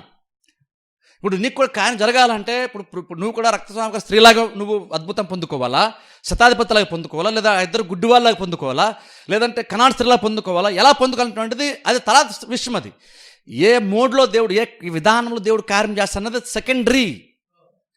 నువ్వు ఫస్ట్ చేసేది ఏంటంటే విశ్వాసం మీద నువ్వు మైండ్ పెట్టాలి, దేవుని మీద నువ్వు మైండ్ పెట్టాలి. ఇప్పుడు అది దేవుని మీద మైండ్ పెట్టాలంటే అదంత ఈజీ కాదు. ఎందుకంటే వినటం వలన విశ్వాసము కలుగున, వినుట క్రీస్తుని కూర్చున్న మాటల వలన కలుగున. అప్పుడు ఏం చేయాలి? అలా కార్యం జరగాలంటే ఫస్ట్ ఆఫ్ ఆల్ చర్చికి రావాలి. చర్చిలో కూర్చొని నేను గత వారం చెప్పినట్టుగా జాగ్రత్తగా వాక్యం వినాలి. ఆ వాక్యం జాగ్రత్త హృదయ లోతుల్లోనికి వెళ్ళాలి. ఆ తర్వాత బయటికి వెళ్ళిన తర్వాత ఏది కూడా వాక్యాన్ని డిస్టర్బ్ చేయకుండా నువ్వు జాగ్రత్త పడితే విశ్వాసం వస్తుంది. విశ్వాసం ఉన్నప్పుడు ఇంక నువ్వు ఎక్కడున్నా ఎలా ఉన్నా సరే ఖచ్చితంగా కార్యము జరిగిపోద్ది. అది నువ్వు పట్టుకోవాలనే లేదు, లేదంటే ఎవరో మాట సెలవివ్వాలని లేదు, ఇంకేది లేదు. నీకు విశ్వాసం ఉంటే ఖచ్చితంగా ఎలాగైనా సరే కార్యము జరిగిపోద్ది. నువ్వు క్రీస్తు దగ్గరికి వెళ్ళాలి లేదు, వస్త్రమే పట్టుకోవాలి లేదు, నువ్వు నూనె రాసుకోవాలని కూడా ఏమీ లేదు. అవన్నీ ఒకరు చేసుకుంటే చేసుకో. కానీ ఫస్ట్ ఆఫ్ ఆల్ ఒక కార్యం కూడా ఎదురు చూసినప్పుడు మనం ఎలా స్టార్ట్ చేయాలో తెలుసా? ఎలా స్టార్ట్ చేయాలంటే ఫస్ట్ ఆఫ్ ఆల్ నేను వెళ్ళాలి, నేను దేవుని గురించి వాక్యం నేను వినాలి అనుకోవాలి. నేను క్రీస్తుకి వస్త్రం గురించి తెలుసుకోవాలి అనుకోకూడదు, లేదా నూనె గురించి తెలుసుకోవాలి అనుకోకూడదు. వస్త్రం గురించో ఈ అద్భుతాలు చూసి నూనె పట్టుకోకూడదు, లేదా నూనె గురించి ఆలోచించొద్దు, లేదా ప్రేరాలు ఎందుకు గొప్పది ఆలోచించొద్దు, లేదా క్రీస్తుకి వస్త్రం ఎందుకు ప్రత్యేకమంది అలాగా ఆలోచించొద్దు. క్రీస్తు గురించి తెలుసుకో. క్రీస్తు గురించి తెలుసుకున్నప్పుడు నువ్వు అలా వాక్యం వింటుండగా నీకున్నటువంటి స్థితిగతిని బట్టి నీ వాక్యం వింటూ ఉండగా ఒక టైం వచ్చినప్పుడు నీకే ఒక రకమైన కన్విక్షన్ వచ్చేస్తుంది. అది విశ్వాసంతో వచ్చేటువంటి స్టెప్. నేను వీళ్ళైతే నెక్స్ట్ వీక్ చెప్తాను దాని గురించి. ఒక కన్విక్షన్ వస్తుంది. అంటే ఏంటంటే నేను క్యాజువల్ ఏదో వాక్యం చెప్పేస్తాను. నేను స్పెసిఫిక్గా నూనెనో ప్రార్థనో ఇంకేదో నేను చెప్పట్లేదు. నేను మామూలుగా వాక్యం దేవుని గురించి వాక్యం చెప్పుకుంటూ వెళ్ళిపోతాను. అలా చెప్పుకుంటూ వింటూ ఉండగా మీకు టైంలో అనిపిస్తుంది, మీరు ఏదైతే ఎదురు చూస్తున్నారో దాని గురించి మీకు అనిపిస్తుంది ఖచ్చితంగా దేవుడు ఎలా కార్యం మన జీవితంలో చేస్తాడు అని నీకు వాక్యం వింటుండగా నీకు అనిపిస్తుంది. ఇది చాలా డిఫరెంట్. ఇప్పుడు చూడండి, నేను బైబిల్ని తీసి యాకోబు నూనె రాసి ప్రార్థన చేసి స్వస్థ వచ్చింది కాబట్టి నేను నూనె ఇస్తాను అన్నాను అనుకోండి, అది తప్పు. నేను విధానాన్ని మీకు కాపీ చేయమని చెప్తాను. అది తప్పు. ఏది కరెక్ట్ అంటే నేను విశ్వాసం గురించి మాత్రం బోధిస్తాను. నేను విశ్వాసం బోధించినప్పుడు రక్తస్రావ స్త్రీలాగా నువ్వు బిహేవ్ చేయాలా, లేదా ఇద్దరు గుడ్డి వాళ్ళలాగా బిహేవ్ చేయాలా, శతాధిపతిలాగా బిహేవ్ చేయాలా, లేదా ఇంకా కనాన్ స్త్రీలాగా బిహేవ్ చేయాలా, నీ విశ్వాసం నీకు చెప్తుంది నువ్వేం చెయ్యాలో. నువ్వు వాక్యం అన్నప్పుడు నీ విశ్వాసం నీకు చెప్తుంది. ఏం చేయాలో నేను చెప్పడం కాదు ఇక్కడ. నువ్వు కూడా విశ్వాసం, నూనె మీద విశ్వాసం, నూనె తల మీద రాసుకొని ప్రార్థన చేసుకో, స్తోత్రం అనుకో, కార్యం జరుగుతుంది. అది బోధకులు చెప్పడం బోధకులకు పని యాక్చువల్గా అది కాదు. బోధకుల యొక్క పని ఏంటంటే దేవుని గురించి చెప్పాలి, దేవుడు అద్భుతాలు ఎలా చేస్తాడో చెప్పాలి, దేవుడు ఎంత గొప్పడో చెప్పాలి. అది చెప్పినప్పుడు వినిన తర్వాత రక్తస్రావ స్త్రీకి ఆమెకు ఏదో డిఫరెంట్గా కనిపించినట్టుగా వినేటువంటి వాళ్ళకే స్వయంగా అది అనిపిస్తుంది. వాళ్ళకి కనిపించినప్పుడు అది విశ్వాస సంబంధమైనది అయితే నువ్వు దాన్ని చేసుకుంటూ నువ్వు వెళ్ళు. అది ఎవరికి చెప్పాల్సిన అవసరం కూడా లేదు. అప్పుడు కార్యము జరుగుతుంది. ఎందుకంటే బైబిల్ ఎక్కడో కూడా ఒకే విధానంలో రిపీటెడ్గా కార్యాలు జరగలేదు. ఒక హ్యాండ్ కర్చీఫ్ వలనో, లేదంటే నూనె వలనో, లేదా జస్ట్ ముట్టుకోవడం వల్ల. ఈవెన్ కొంతమంది చూస్తే క్రీస్తు ఒక గుడ్డి వాళ్ళకి అయితే యాక్చువల్గా ఉమ్ము వేసి బురద తీసి అది కలిపి కళ్ళుకి రాసి వెళ్ళి నదిలో కడుక్కోమన్నారు. అది డిఫరెంట్. అది అలాగా క్రీస్తు ఎక్కడో ఒక విధానంలో చేయనప్పుడు అద్భుతాలు. ఈ రోజుల్లో మనం ఎందుకు ఒకే విధానంలో అద్భుతాల గురించి ఆలోచిస్తున్నాం? ఎందుకు అద్భుతం అంటే ఇలాగే జరుగుతుంది, ఎందుకు అలా ఒక విధానాన్ని ఎందుకు పట్టుకున్నామంటే మనకి విధానాన్ని బోధించారు కానీ విశ్వాసాన్ని మనకి బోధించలేదు ఎవరు. వాళ్ళు ఇలా చేశారు, అద్భుతం జరిగింది, కాబట్టి మీరు ఇలా చేయండి, అద్భుతం జరుగుతుంది అని చెప్పాం. కానీ దేవుడు ఇలాంటోడు కాబట్టి అని దేవుడి గురించి మనం చెప్పడం మానేస్తాం. దేవుడి కంటే ఎక్కువగా మనము భౌతికమైన నూనె గురించో, హ్యాండ్ కర్చీఫ్ల గురించో, ప్రేయర్ మ్యాట్స్ గురించో మనం ఆలోచించడం స్టార్ట్ చేసాం. అసలు ఏంటంటే అద్భుతాలు చేసే దేవుణ్ణి మనం పక్కన పెట్టేసాం, వస్తువుల మీద పడ్డాం. కానీ నిజంగా నీకు విశ్వాసం కనుక ఉంటే నీకు వస్తువుతో సంబంధమే లేదు. నీకు నిజంగా విశ్వాసం ఉంటే నీకు ఆయిల్తో కూడా పని లేదు. నిజంగా ప్రార్థన చేసేప్పుడు దేవుడిని ప్రార్థన ఆలకిస్తాడని విశ్వాసం ఉంటే నీకు ప్రేయర్ మ్యాటే అవసరం లేదు దేవుడు ప్రార్థన అనడానికి. అపోస్తలు ఏ మ్యాట్లు వేసుకుని ప్రార్థన చేశారు? క్రీస్తు ఏ మ్యాట్ వేసుకుని ప్రార్థన చేశారు? అవన్నీ చాలామంది తెలియక ఏదో చెప్తుంటారు, తెలియక చాలామంది నమ్మిస్తూ ఉంటారు. వాటన్నిటికంటే గొప్పది ఏం తెలుసా? వాటన్నిటికంటే గొప్పది విశ్వాసం. ఇవి ఇప్పటికీ ఎవరైనా నూనె తెస్తే నేను ప్రార్థన చేస్తాను. నేను దాన్ని తప్పు అని కూడా అంటే నేను దాన్ని చీప్గా మాట్లాడని కూడా మాట్లాడలేదు. వాళ్ళకి అంతే విశ్వాసం ఉందో వారి విశ్వాసాన్ని గౌరవిస్తూ ప్రార్థన చేస్తాం, అందులో తప్పేమీ లేదు. కానీ యాక్చువల్గా మనం దానికంటే బలమైన దాని మీద మనం డిపెండ్ అవ్వాలి. గ్యారంటీగా కార్యం జరిగేటువంటి విధానం ఒకటి ఉంది, దాన్ని మనం పట్టుకుంటే ఏదున్నా ఏదో లేకపోయినా సరే తప్పకుండా దేవుడు కార్యము జరిగిస్తాడు. అందుకని చూడండి, అందుకే స్టార్ట్లో విశ్వాసం ఒక ప్రమాణం అన్నాను. అది ఉన్నప్పుడు నువ్వు క్రీస్తు దగ్గరికే వెళ్ళాలని లేదు, క్రీస్తు నిన్ను చూడాలని లేదు, క్రీస్తు నిన్ను ముట్టుకోవాలనే లేదు. విశ్వాసం ఉంటాయి, ఎవరి జీవితంలో అయినా సరే దేవుడు కార్యం ఎలాగైనా సరే జరిగిస్తాడు. అందుకని మనం ఏదో ఒక దానికి క్రీస్తుని ముట్టుకోవాలనో, లేదా ఇంకెవరో ఒకరిలాగా వెళ్ళి నదిలో కడుక్కోవాలనో, లేదా ఇంకేదో దాని ఒక్కదాన్ని పరిమితం చేసుకుండా విశ్వాసాన్ని పెడుతుంది కనుక మనకుంటే అన్నిటిని దాటి నీ జీవితంలో కార్యము జరుగుతుంది. ఎందుకంటే వీటన్నిటికంటే విశ్వాసం అంటే ప్రేరాల కంటే, లేదా ఇంక వేరే వేరే భౌతికమైన ఏవైతే చెప్తున్నారో మనుషులు, వాటన్నిటికంటే విశ్వాసం చాలా చాలా గొప్పది. అందుకని క్రీస్తు ఎవడన్నీ కొండను చూసి అన్నారు, నువ్వు ఎత్తబడి సముద్రంలో పడవేయబడమని చెప్తే నువ్వు చెప్పింది ఖచ్చితంగా జరుగుతుంది. విశ్వాసం అంత బలమైంది అన్నారు క్రీస్తు. అంత బలమైన నుంచి క్రీస్తు మాట్లాడుతున్నారు. ఎవడైనా సరే విశ్వాసం ఉన్నారు, ఎవరైనా సరే అంటే విశ్వాసం అంతా గొప్పదని అర్థం. అప్పుడు విశ్వాసం అంత గొప్పదన్నప్పుడు ఆ బలం మనకు కావాలనుకున్నప్పుడు, ఆ విశ్వాస బలం మనకు కావాలనుకున్నప్పుడు, ఆ బలం నీకు రావాలి అంటే, అద్భుతం పొందుకోవడానికి అవసరమైన సామర్థ్యం నీకు కావాలి అంటే, అది బహుశా స్వస్థతో లేదా ఇంకా వేరే ఏదో కార్యం, మనం దేవుని దగ్గర నుండి ఎదురు చూసిన ఒక కార్యం మన జీవితంలో జరగాలనుకున్నప్పుడు ఇన్స్టెంట్గా నువ్వు దేవుడి దగ్గర నుండి ఒకటి ఆశ పెడితే నువ్వు ఫస్ట్ చర్చకొచ్చేయాలి. నువ్వు ఎందుకో తెలుసా? చర్చకొచ్చినప్పుడు నీకు విశ్వాస వాక్యం ప్రకటింపబడుతుంటుంది, వాక్యం వెత్తబడుతుంటుంది, వాక్యంలో విశ్వాసము ఉంది. అందుకని విశ్వాస వాక్యం అన్నాడు. వింట వలన విశ్వాసం కలుగును, క్రీస్తు గురించి మాట్లాడాలి కలుగును. నువ్వు జస్ట్ చర్చకు వచ్చినప్పుడు నేను అంశం ఏదైనా కావచ్చు, జస్ట్ నేను వాక్యాన్ని చెప్తాను, ఆ వాక్యంలో విశ్వాసం ఉంటుంది. అంశం ఏదైనా కావచ్చు, వాక్యంలో విశ్వాసం ఉంటుంది. అది నువ్వు వింటున్నప్పుడు నీకు తెలియకుండానే విశ్వాసం లోపల ఎదుగుతూ ఉంటుంది. అది అలా నువ్వు సిస్టమేటిక్గా కంటిన్యూలా కనుక నువ్వు మధ్యలో ఆపేయకుండా కనుక చేస్తుంటే 30 60 ఓ టైం వస్తే 100 నీవు ఫలిస్తావు. బైబిల్లో లాస్ట్ వీక్ అది చెప్పని చూస్తారు ఉపమానం, అందులో అక్కడ క్రీస్తు కూడా అదే అంటారు. విత్తనం ఫలించింది 100 చెప్పలేదు, వారు ఫలిస్తారని క్రీస్తు చెప్పారు. అప్పుడు వాక్యం నుంచి మాట్లాడుతూ వాక్యము సాతాను ఎత్తుకెళ్ళిపోయాడని, వాక్యము ముండ్ల పొదలు ఇవన్నీ నంచి వేసని చెప్పిన తర్వాత లాస్ట్ ఏమంటారంటే వాక్యం 100 ఫలించింది అనలేదు, వారు 100 ఫలిస్తారని క్రీస్తు చెప్పారు. అంటే అర్థం ఏంటంటే వాక్యం నీలో కనుక ఉంటే, మంచి నేలగా నీ హృదయం ఉంటే నువ్వు ఫలిస్తావు. అంటే అది ఏదైనా కావచ్చు, ఏ అద్భుతం కావచ్చు, ఏదైనా సరే కావచ్చు, దేవుని కార్యం మన జీవితంలో జరుగుతుంది. అందుకని చూడండి, చర్చికి అంతా ఎందుకు వస్తామంటే, సిస్టమేటిక్ ఎందుకు రావాలి చర్చికి, ఎందుకు వాక్యానికి అంత సీరియస్గా వాక్యానికి ఎందుకు స్పెండ్ చేస్తాను, ఇదంతా ఎందుకంటే సిల్లీగా భౌతికమైన విషయాలు మాట్లాడుకోవడానికి ఇక్కడ మనం కూడుకోవట్లేదు. ఇక్కడ ఇది మన చర్చిలోకి వచ్చింటే మోస్ట్ ప్రెషస్ టైం ఇది. యాక్చువల్గా చాలా విలువైన సమయం ఇది. ఎందుకంటే ఇక్కడ సరిగ్గా కనుక విశ్వాసంతో కనుక వాక్యం వింటే, విశ్వాసం కనుక నీలోకి వచ్చేస్తే నీ జీవితంలో అద్భుతమే చాలా ఈజీగా జరిగిపోద్ది. అలాగా ఈజీగా విశ్వాసంలో బలపడి ఈజీగా అద్భుతాలు పొందుకునేటువంటి ఒక అట్మాస్ఫియర్లో, ఒక పరిస్థితిలో మనం ఉంటున్నాం. సిచ్యువేషన్స్ని ఈజీగా పరిస్థితులు మార్చగలిగేటువంటి స్థితిలో మనం ఉంటున్నాం. ఇక్కడ వాక్యం ఎక్స్పోజ్ అవుతుంది, ఇక్కడ వాక్యం ప్రకటింపబడుతుంది, వాక్యం బయలు వెళ్తుంది. ఆ వాక్యం హృదయంలో వెత్తబడినప్పుడు అది జాగ్రత్తగా అనుకుంటే ఫలిస్తే నువ్వు నీ జీవితంలో కార్యాలు జరుగుతాయి. అందుకనే మెయిన్గా మనం వేరే ఏదో పెట్టుకోవద్దు. ఎవరెవరో బయట యూట్యూబ్లో ఏంటంటో చెప్తారు, అవన్నీ మీరు పట్టించుకోవద్దు. ఆ 7 రోజులు 9 రోజులు 21 రోజులు 40 రోజులు అవేమి పట్టించుకోవద్దు చెప్తున్నాను. అంత వాక్యానుసారం కానీ కాదు. సింపుల్ సిస్టమేటిక్ కూర్చొని వాక్యం వినండి. వాక్యం ఉంటే విశ్వాసాలు బలపడుతుంటాం.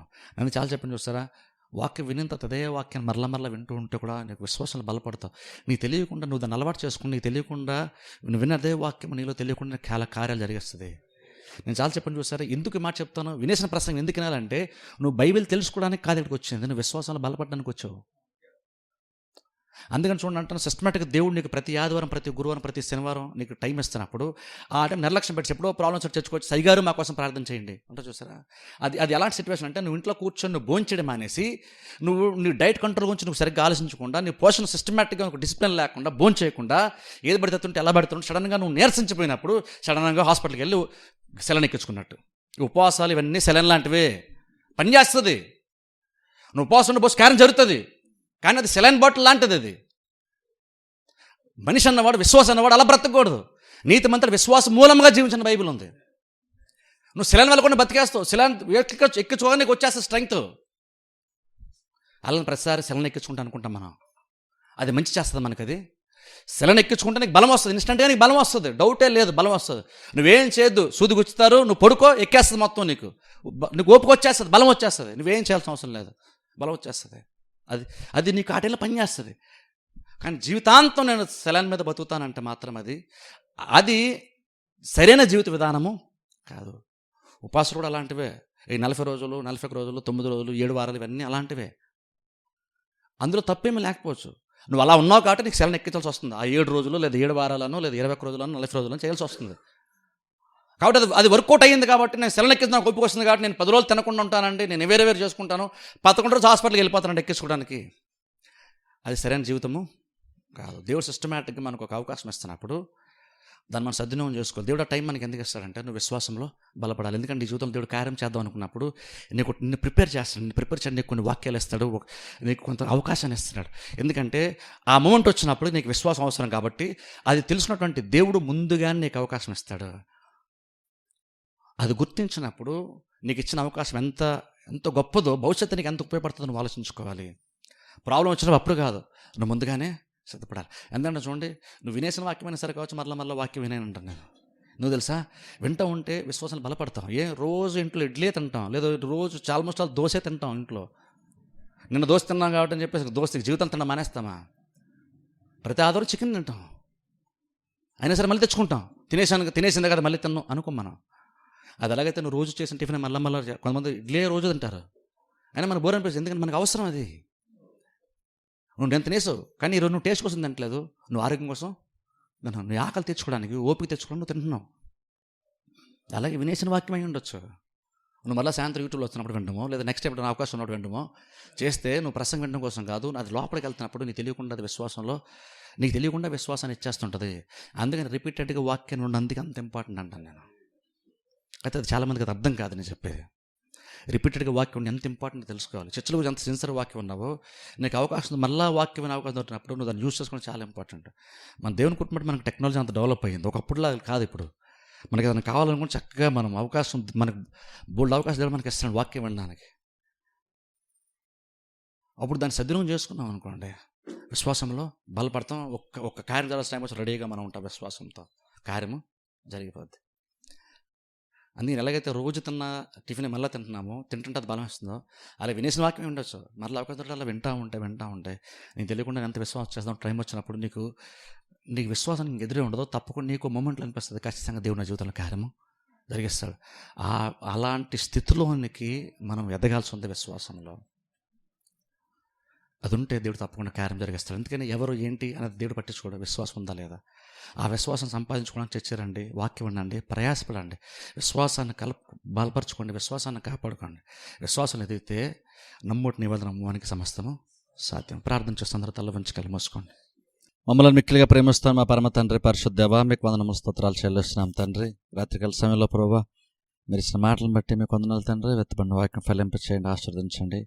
ప్రభు విశ్వాసం గురించి తండ్రి కొన్ని మాటలు మాకు తెలియజేశారు ప్రభా. విశ్వాసం ఎంత ప్రాముఖ్యమో ప్రభా, అది మేము తండ్రి గ్రహించేటువంటి శక్తిని మాకు దయచేయమని ప్రార్థిస్తున్నాం. వెత్తబడిన వాక్యం అందరూ ఫలింపచేయండి, ఆస్వాదించండి, దీవించండి. రాబోయే దినముల్లో మరింతగా విశ్వాసంలో బలపడేటువంటి ప్రభా మాటలు మీరు మాకు అనుగ్రహించి మనం ప్రార్థిస్తున్నాం. ఆన్లైన్ ద్వారా ప్రభు వాక్యం ప్రతి బిడ్డని మీరు దీవించి ఆశీర్వదించమని యేసుక్రీస్తు నామమున ప్రార్థిస్తున్నాం మా పరమ తండ్రి, ఆమేన్.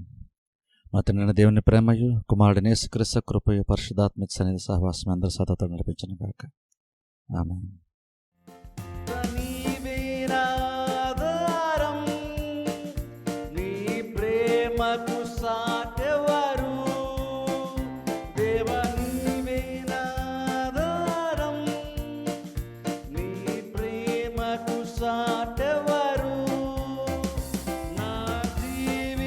కార్యం